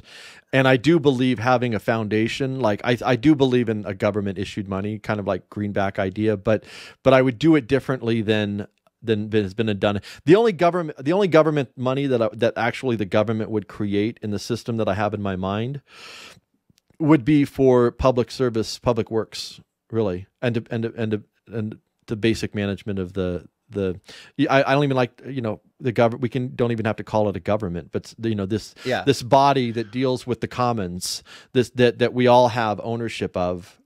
And even that word, like our language is just dysfunctional. We don't have the words to really talk about what I'm thinking and feeling. But what I'm saying is, as an accounting, it's just an accounting. But there is a value in having that being kind of centralized, because you can have, it's like standards. Like you know, it makes sense that everybody knows, like whether it's the metric system or here we have inches or whatever. But it's, you know, everybody, if you're building houses, everybody's using the same standards for this is what this value is. And so we would still, you know, the government would issue the money, but we would actually be creating it, if that makes any sense. It's not an idea that's even out there right now. It's just something I've been thinking about. Well, I think it makes a lot of sense to talk about money as credit, and it could be as simple as having a ledger. Well, there's two separate things. Yeah. But I wouldn't even say credit. Is it though? I mean, it's all just about kind of keeping track of, like, I feel like I've put this much into something and you owe me this, and that's really all it is. Well, and that's a challenge because, you know, it's an agreement of, you know, like I did this and therefore I did this for you. So I have a credit and you have a debit. It's called a mutual credit system, but I think and there are problems with that as well. There's problems with literally any idea you come up with within this frame, especially money. It's a very complicated thing because there is nothing that is devoid of problems. That's why I think it's important that all of these ways are tried concurrently. Like, there's no reason to have only one way, or, you know, we can have multiple different ways. And then, well, right. But I wanted to address your problem about the standard, because it's true. You know, most people in your community need to agree that a certain currency has a certain value, or else what's the point in trading it? But I think that there are ways to create these standards that are evolutionary. It's not like one person says, or a government or an organization says, this is the standard. It's just like if I'm trading and my local small community only has 2 or 3 currencies, and we trade happily with those currencies, and one of them is pretty dominant and everybody's happy with the way things going, but I want to travel to the big city, and I need to compare the value of my local currency versus the value of the currency that's, you know, used in the big city or whatever. And maybe there'll be like a gold standard where my local currency can buy this much gold. And so I'll buy that gold, you know, and then I'll travel to the city and I'll sell that gold for the local currency in that city, or something like that. I mean, I think in the terms of the cryptocurrency, this looks like what Bitcoin is going to be used for, right? It's probably not actually going to be spent. It's just going to be a store of value, and other currencies can be compared with it. You know, the way platinum and gold and silver are kind of compared with each other. And then the values are sort of evolutionary, you know, as they happen, and they create the standard. Values based on what? I mean, Bitcoin, what is that value based on? I mean, this is the ultimate question when we're having this currency conversation, right? What is the store of value? What is worth how much? Well, even gold, that became a thing, not because gold has any real value. Gold has limited actual value. It's like pretty. People like to make jewelry, and it's got a little bit of value within, like, maybe electronics or something, but it had value because the king, or, you know, whatever, declared like this is valuable, and then they started to extract it. So like the whole gold thing is just crazy, and that's even manipulated, you know. But I want the value to be based on, you know, the healthy community and what people are actually doing. And I agree with you, it needs to be decentralized, but I think there's a way that you know, you can have a government, or what you call it, something else, management of it, that still allows people access to it. Like the government manages, you know, we still have some public lands, but like I can go out, and I just got back from camping on public lands, and I had access to it. And you know, there were roads there that were created and maintained by the BLM or whatever, you know, and so I still have access to it. I still have access to use it. I think electricity should be a public utility as well, but yeah, I mean, I guess just to go back to the idea of what is value, I mean, the problem to me is that every individual has a different definition of what's valuable to them, and how much value it's worth to them. And so that's when I talk about decentralization, I mean, I think that means decentralizing these choices all the way down to the level of the individual, and then you're the only one that can decide what has value to you. When I agree, and how much value it has. And I agree that if we did strip out these institutions, the banks, the corporations, and it were just individuals, if we're just talking about individuals, that's of course not what's going to happen. You're going to have formations of groups, and then there's going to be hierarchies within that, and then they're going to use money to amplify that hierarchy.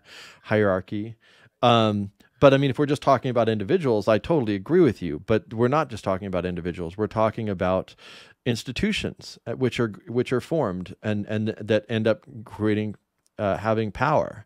And so whatever system we come up with, and again, I don't claim to have the answer. Like I'm, you know, just trying to figure this out myself. But whatever system we come up with needs to have like power should never be concentrated anywhere. And also and our activity shouldn't be centered around fictions.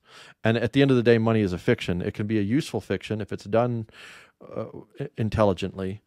But you know, I really want the activity to be the center of it. That's why I kind of lean more toward like a gift economy type of approach, because you have this, and you end up having this third factor, this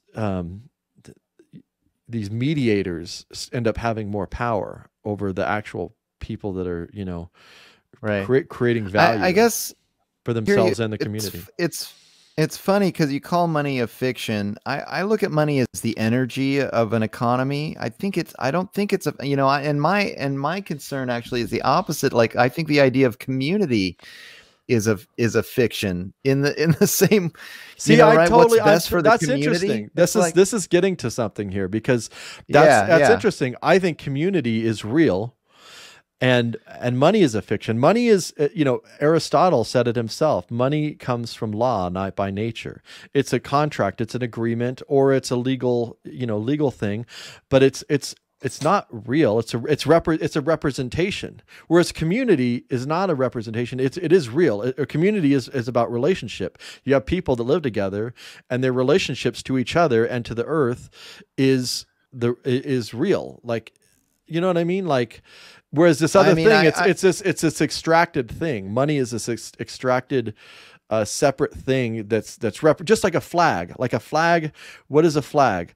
The American flag, to someone that means freedom or whatever. Like power or whatever. Different people have put different meanings to that thing. But at the end of the day, it's just a piece of cloth with ink on it or whatever. It's not a real thing. It's a representation. And so money is not a real thing. It's just a representation. But community, is a real thing. So that's interesting that difference there. Yeah, I think we can certainly get more subtle. I'm not trying to say community doesn't exist, but like, what is the good of the community? Who decides what's for the good of the community? Like, you know what I mean? Collectively, like they decide. Community I'm not is saying an idea. Right. When I say community, I'm not arguing for mind. like some third party deciding for the community. Community is people getting together and having arguments and disagreeing and agreeing, and and then finally saying, okay, fine, let's do this.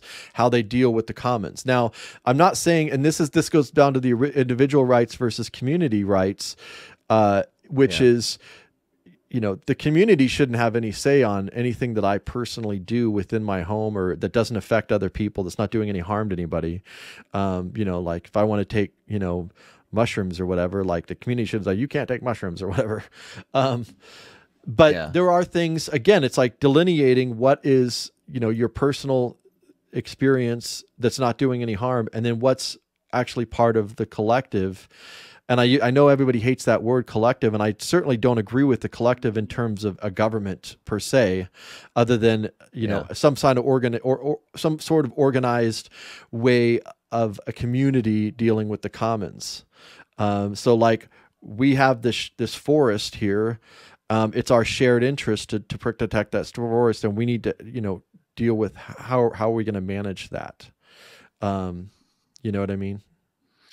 Yeah, I guess when I think about things like, even when I go out into the community, I still have to hurt someone before I've done anything, before that person then in my mind would have the right to come after me, to come after me for restitution, which would be among, their right to do. And I agree with you. I totally agree with you. I'm all about, like, everyone, you should have the right to do whatever you want to do, as long as you're not doing harm to anybody. But that's the problem, that's where you get into is cutting down a whole bunch of trees doing harm to someone.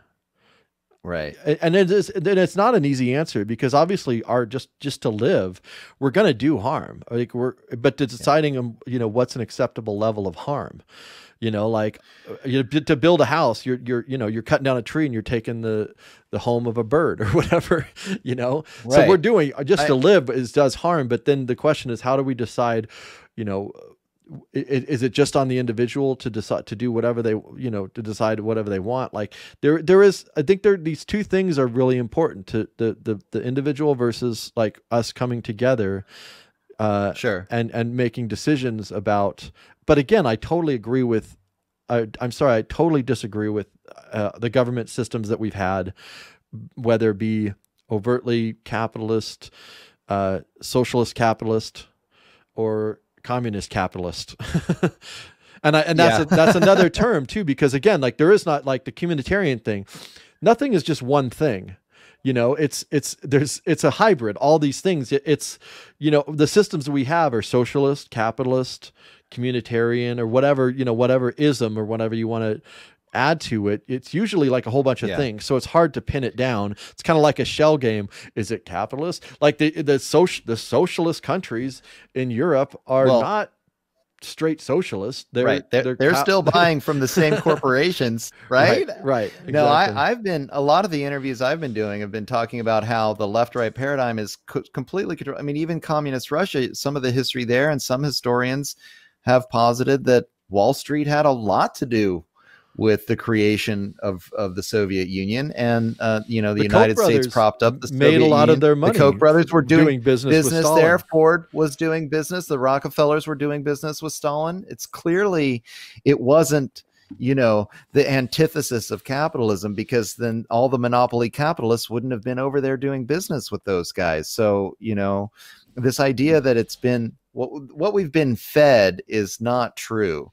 What's been happening is a group of very rich people controlling the resources and using different systems, call it socialism, call it communism, call it corporatism, capitalism, whatever, to figure out how to extract as much as they possibly can from the rest of us. That's the way I look at it. And that's why that's why I'm excited to have these conversations with you to figure it out. I think the starting point that you and I have gotten with is at least the decentralization of the whole situation. If our community, I mean, when we're talking about good, you know, I can, even when I discuss, you know, that I think what's best for the community is to protect individual liberty.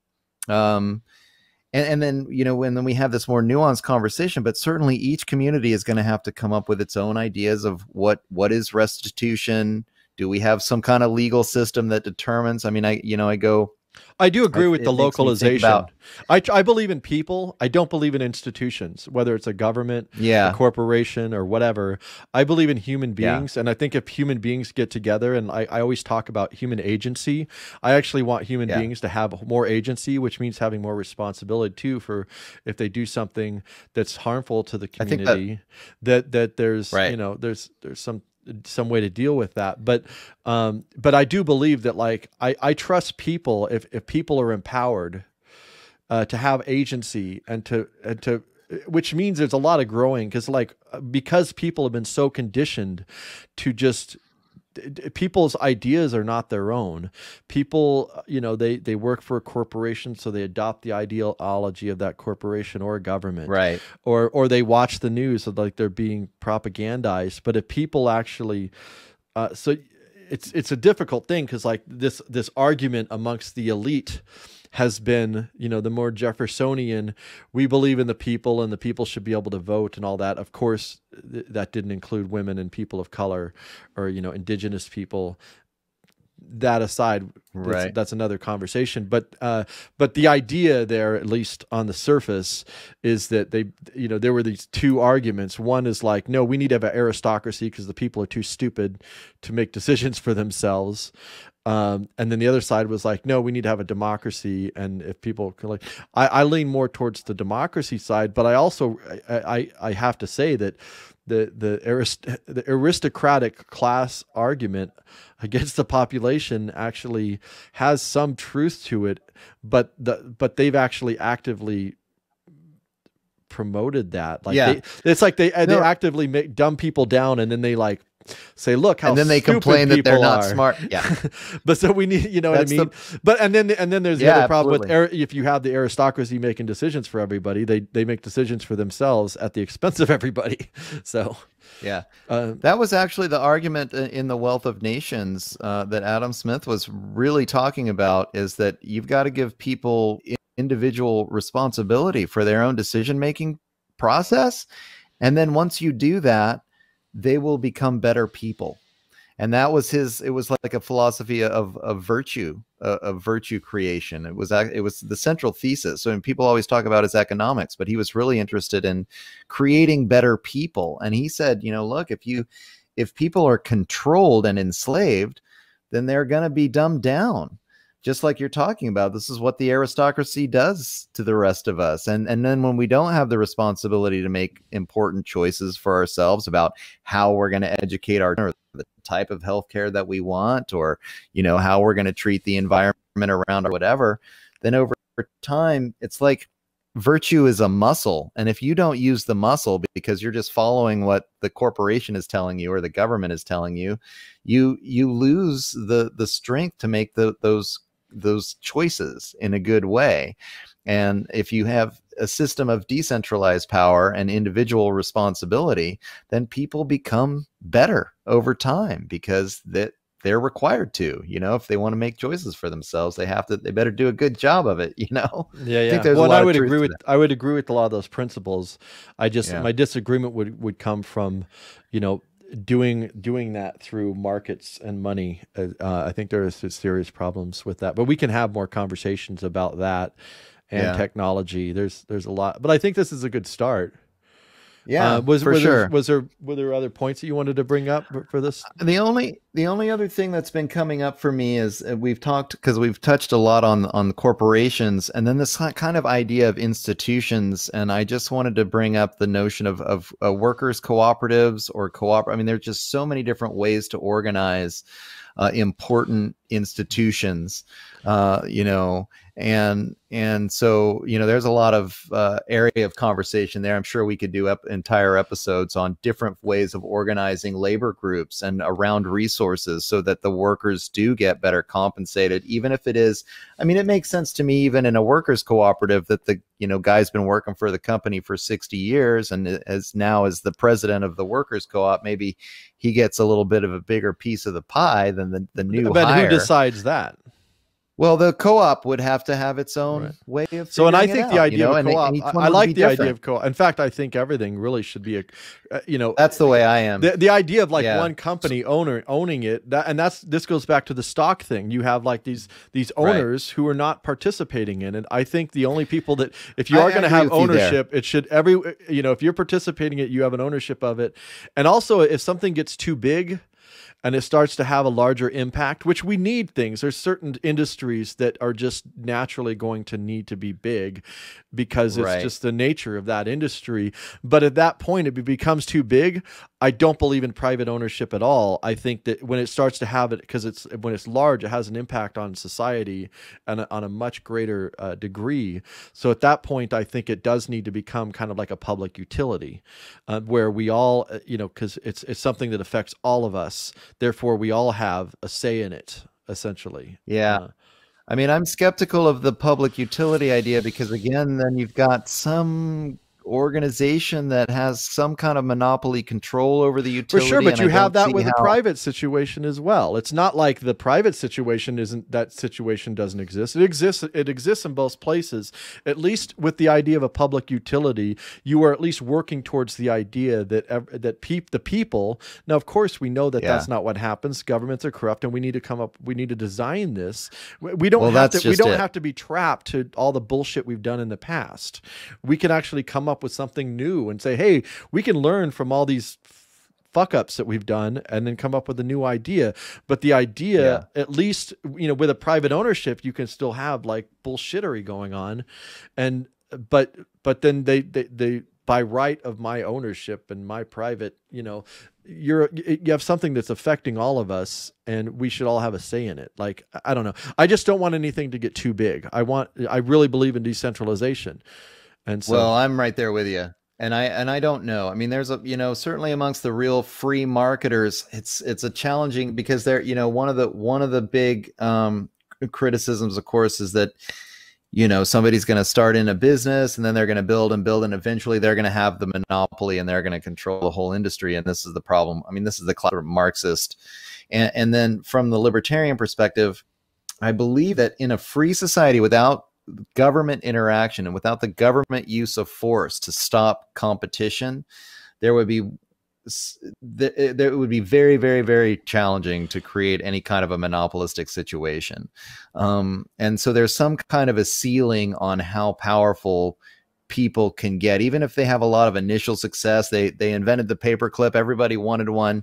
It would be so easy for somebody else to start making paper clips, that I think that these monopolistic situations or these very large company situations would be few and far between without that centralizing force of government creating an environment that allows that to happen. Well, That's my monopoly hope. is just one piece of it. It's also like, again, like use of natural resources, use of space, or whatever. Like there's a lot of issues that affect all of us that need to be dealt with. I'm not going to disagree with you about the problems with the governments that we've had. I think we need to come up with something new that we've never done before and that deals with all these problems.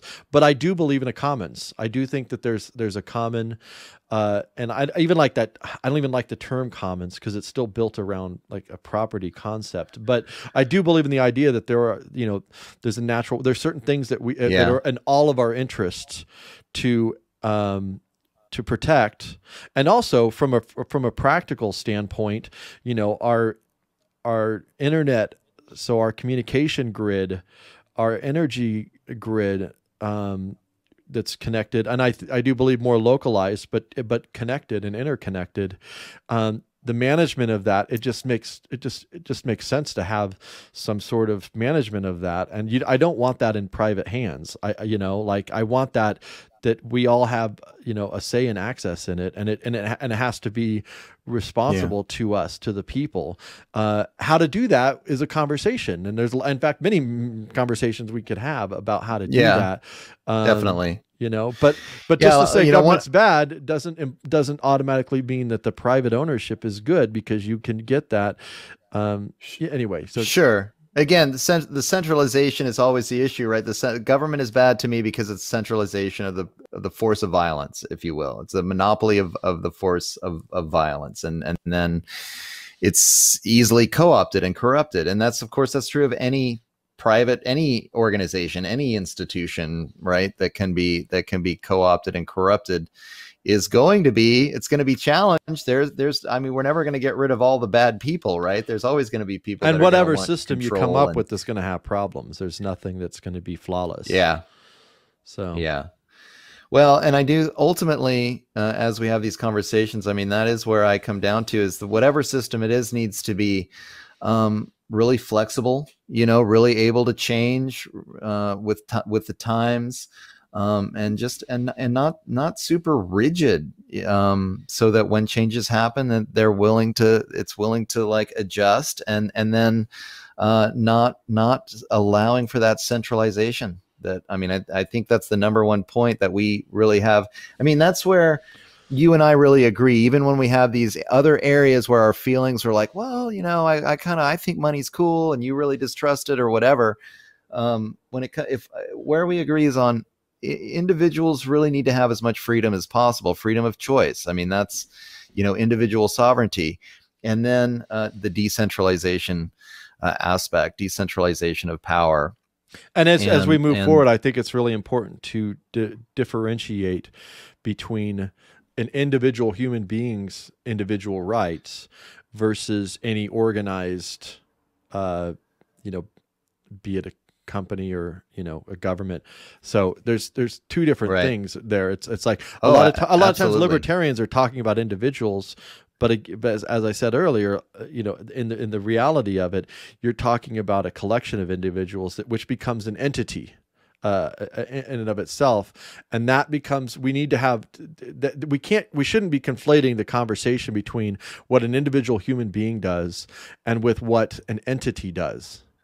Because they're two different. One of them has actual power, and so there's a lot of things to dissect there within that. Yeah, a lot of ins, a lot of outs. Yeah, man. Well, it's a good start of a conversation, and I need to work on my articulation of I'm still, because I don't find any like philosophy that I'm like, yes, I'm Marx. Marx actually has a lot of valuable things to contribute in terms of criticism of this system that what's been called capitalism. Call it whatever you want, but to sit there and just dismiss Marx is foolish, because there's a lot of criticism of that system that is dead on. and totally accurate, and how it was used for the governments that were created. It's a complex thing. I mean, like, how many actual Marxists are do you know that are like operating from Marx himself? I mean, it got convoluted over time, and people when they talk about it, they might be talking about communist Russia, and there's a lot of people that would argue that that's not Marx. That's not Marx, Sure. even though some of those ideas were marketed. That's not the reality on the ground. Well, it's what's one of the things that's so interesting about talking about all this stuff. I mean, and we've discussed this prior to this conversation, but defining our terms even has become so difficult. We've talked a little bit today about, like, so many people who are libertarians are actually corporatists and they don't even know it. Or when you use the word capitalism, some people are referring to a free market and other people are referring to, this corporatist system. And so they don't even know what they're talking about. I mean, that's why, and I think this is done on purpose. I think that these terms are obfuscated on purpose so that people don't have these kinds of conversations like you and I are having that are so outside of the box. I mean, the corporate system, the current system, certainly wants everyone to just fall in line. It's fine if you think like a Republican, listen to Fox News and think like they tell you, or a Democrat and listen to, Amy Goodman maybe, or CNN or MSNBC and think like they tell you, or NPR. Well, controlled opposition is such a useful term because it really does. It's if not understanding that concept, you're totally disarmed in right. your ability to understand like how this whole thing operates. Because I wanted to before we go, I wanted to talk a little bit more about the Hegelian dialectic, because I actually find it extreme. Even the more I grow and think, the more useful that framing becomes to me, which is you have a thesis and then you have its antithesis, and together it makes a synthesis. So it makes a whole. So the Democrat and Republican is the thesis and antithesis, depending on which side you're on, but they make a whole. And so I'm interested in, like, if you're thinking about that issue, we're always on this, like, which side are you on, like this or this? We have these binary way of thinking where it's either a 1 or a 0, or, it's like black or white or whatever. But I'm saying we need to figure out ways to have conversations completely outside of that synthesis. Yeah. You know what I mean? I've been getting to that same exact place, and I'm surprised that we didn't bring it up today, because I was thinking about talking about it, but we'll do it.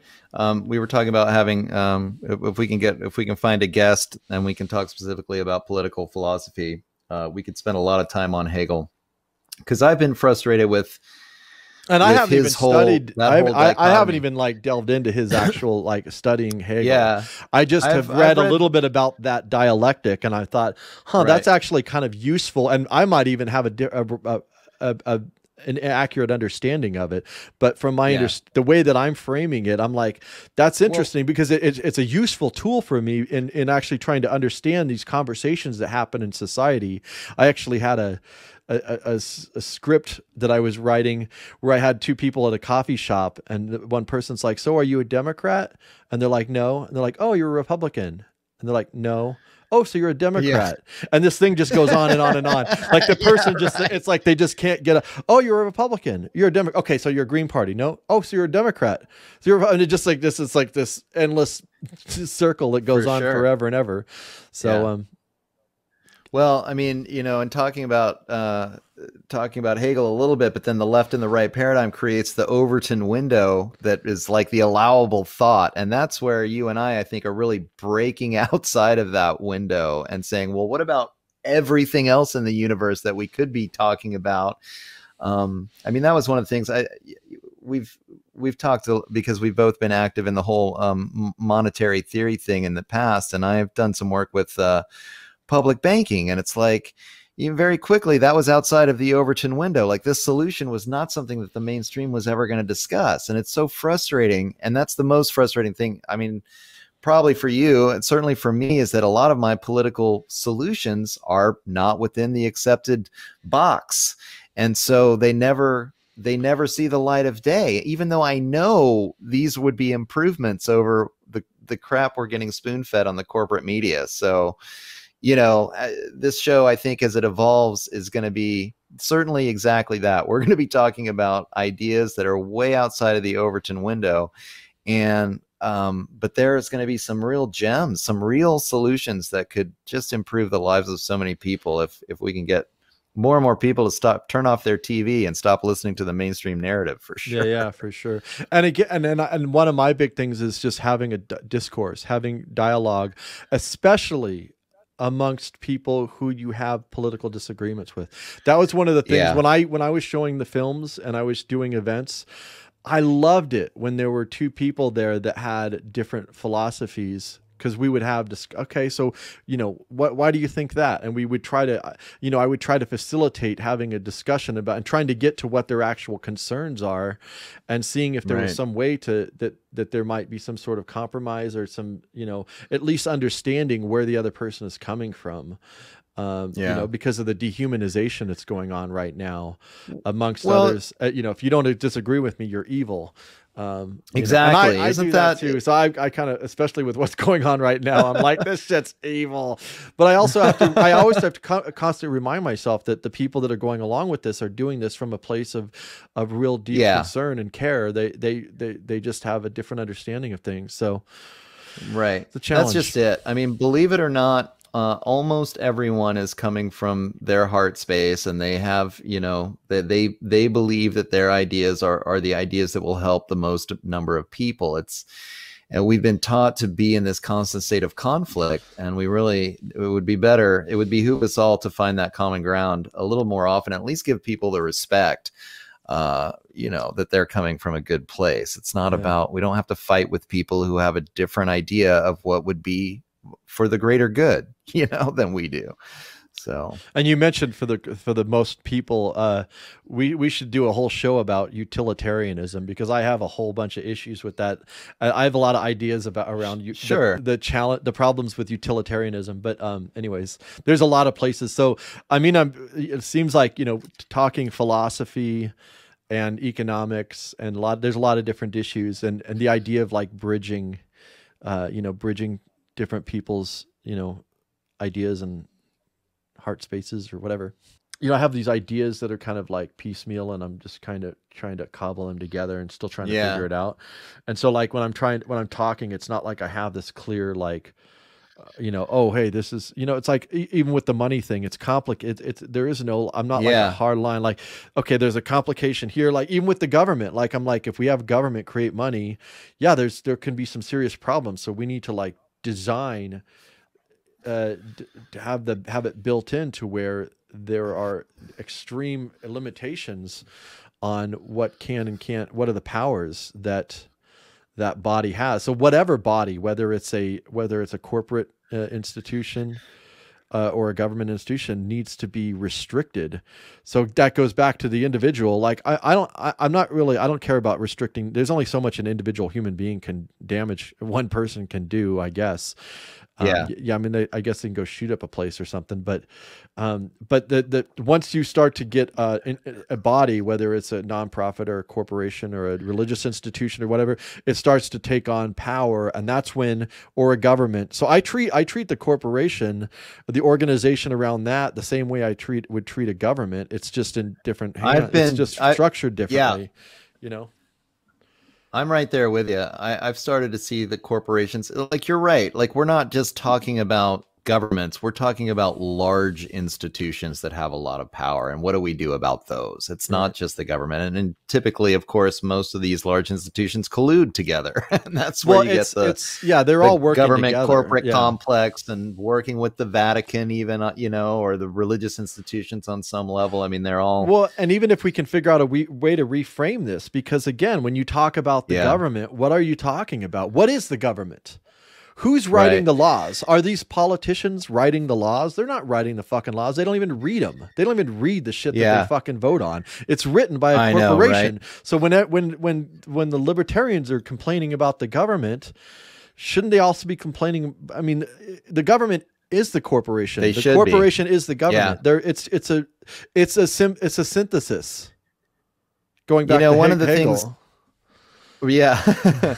One of the things I'd like to get into too is I like to talk about things in terms of patriarchy and matriarchy. I think we've got 2,000 years of this patriarchal society, and figuring out what that is, because I think that's where people are conditioned into a belief system of this, and I just call it patriarchy. So like, who are the they we're always talking about, and why are all these people involved in this grand conspiracy? It's like, no, but most people who have been colonized, and that's the way I view things now, right, is that if you've been colonized into the patriarchal empire, then you've been programmed with a psychology that says you're not an individual, you're just the cog in the wheel of this patriarchal machine. And what is that? Well, that's the corporate system with the governments, with the religion, and it's not even one monolithic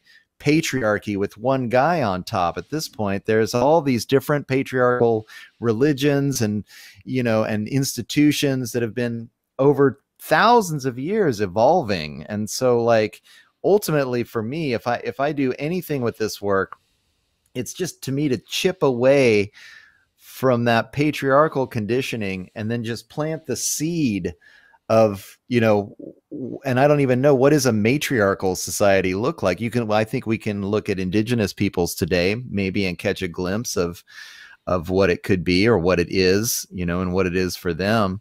But planting that seed of having some kind of a matriarchal system that could really, be the dominant system on the planet, and not this empire, this patriarchy or whatever. That's the paradigm that I really like. And then I like to look at people in terms of, have you been colonized into the patriarchy? And by that, I mean, have you been programmed with this belief system that, you're a cog in the hierarchy, in the wheel of the patriarchal system, not just that guys with penises, people with penises, I don't view this, are on top, Yeah, I don't view right? this as a gender thing necessarily. It's an archetype. It's a psychological archetype. And so delving into that is really, I'm curious about that. And I think the solution is discovering how, because these matriarchal systems, they know how to live symbiotically with nature. I mean, that's what we're like, right? And then the patriarchal systems are always we transcend nature and we dominate nature. And that's why they're destroying I was thinking, like, there's the two natural kinds of environment.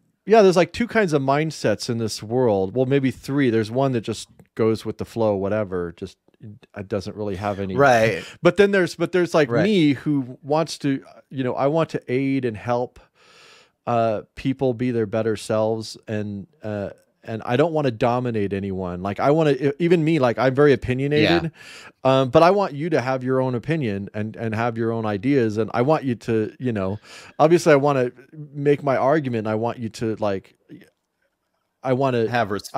I want to convince you of my perspective, right? Or I want to be challenged, and then I learn, and like, I want to think differently to get closer to what the actual truth of the matter is. But then there's this class of people, and I don't know how many people there are in this world like this, but the people who want to dominate others. Yeah. It could be in a relationship, a marriage, or something like that. There's something Absolutely. about it's control common and in domination. Yeah. But when you have it within an institution, a religious institution, a corporate institution, a government institution, that idea of domination becomes extremely destructive. And I want to eliminate that dominating. So that's the whole patriarchal thing, that domination idea, or practice, or whatever. It's an archetype, and I just did an interview in my Psychology of Lockdown series this morning, and we were talking about the rules of dysfunction, and the two rules that we've covered so far are control and perfectionism. And it's just like so classic in our society that these people, even with the COVID thing, like, the scientists are perfect and they have control over all of us because what they say is perfect. We can't disagree, and we have to do what they say. And this is classic patriarchal conditioning, right? Like, what? Treating science as a monolithic noun. It's ridiculous. Yeah, I know. It's not reality at all. It's as if everyone has independently come up to their own conclusions and then they all agree. I'm like, you don't understand how the world works. Like, it's a top-down system, and the money controls it all. Like people don't understand. That's what boggles my mind. Like, well, all these doctors wouldn't think this way, except for the few doctors who've spoken up, and then they got fired or arrested. Yeah. Like, you're not allowed to. Like, you're not allowed to challenge it. Yeah, because they know if they challenge, and they're it, censoring people right and left. You know, right? And I think it's telling that there's so many healthcare workers who don't want to get the jab. You know. Yeah. Oh, but they're crazy. You know. Should be a red flag, right? Yeah, that speaks louder than whatever statistic the media wants to throw out. Anyway, it's so crazy. Thank you so much for watching. Yeah, we'll do this again.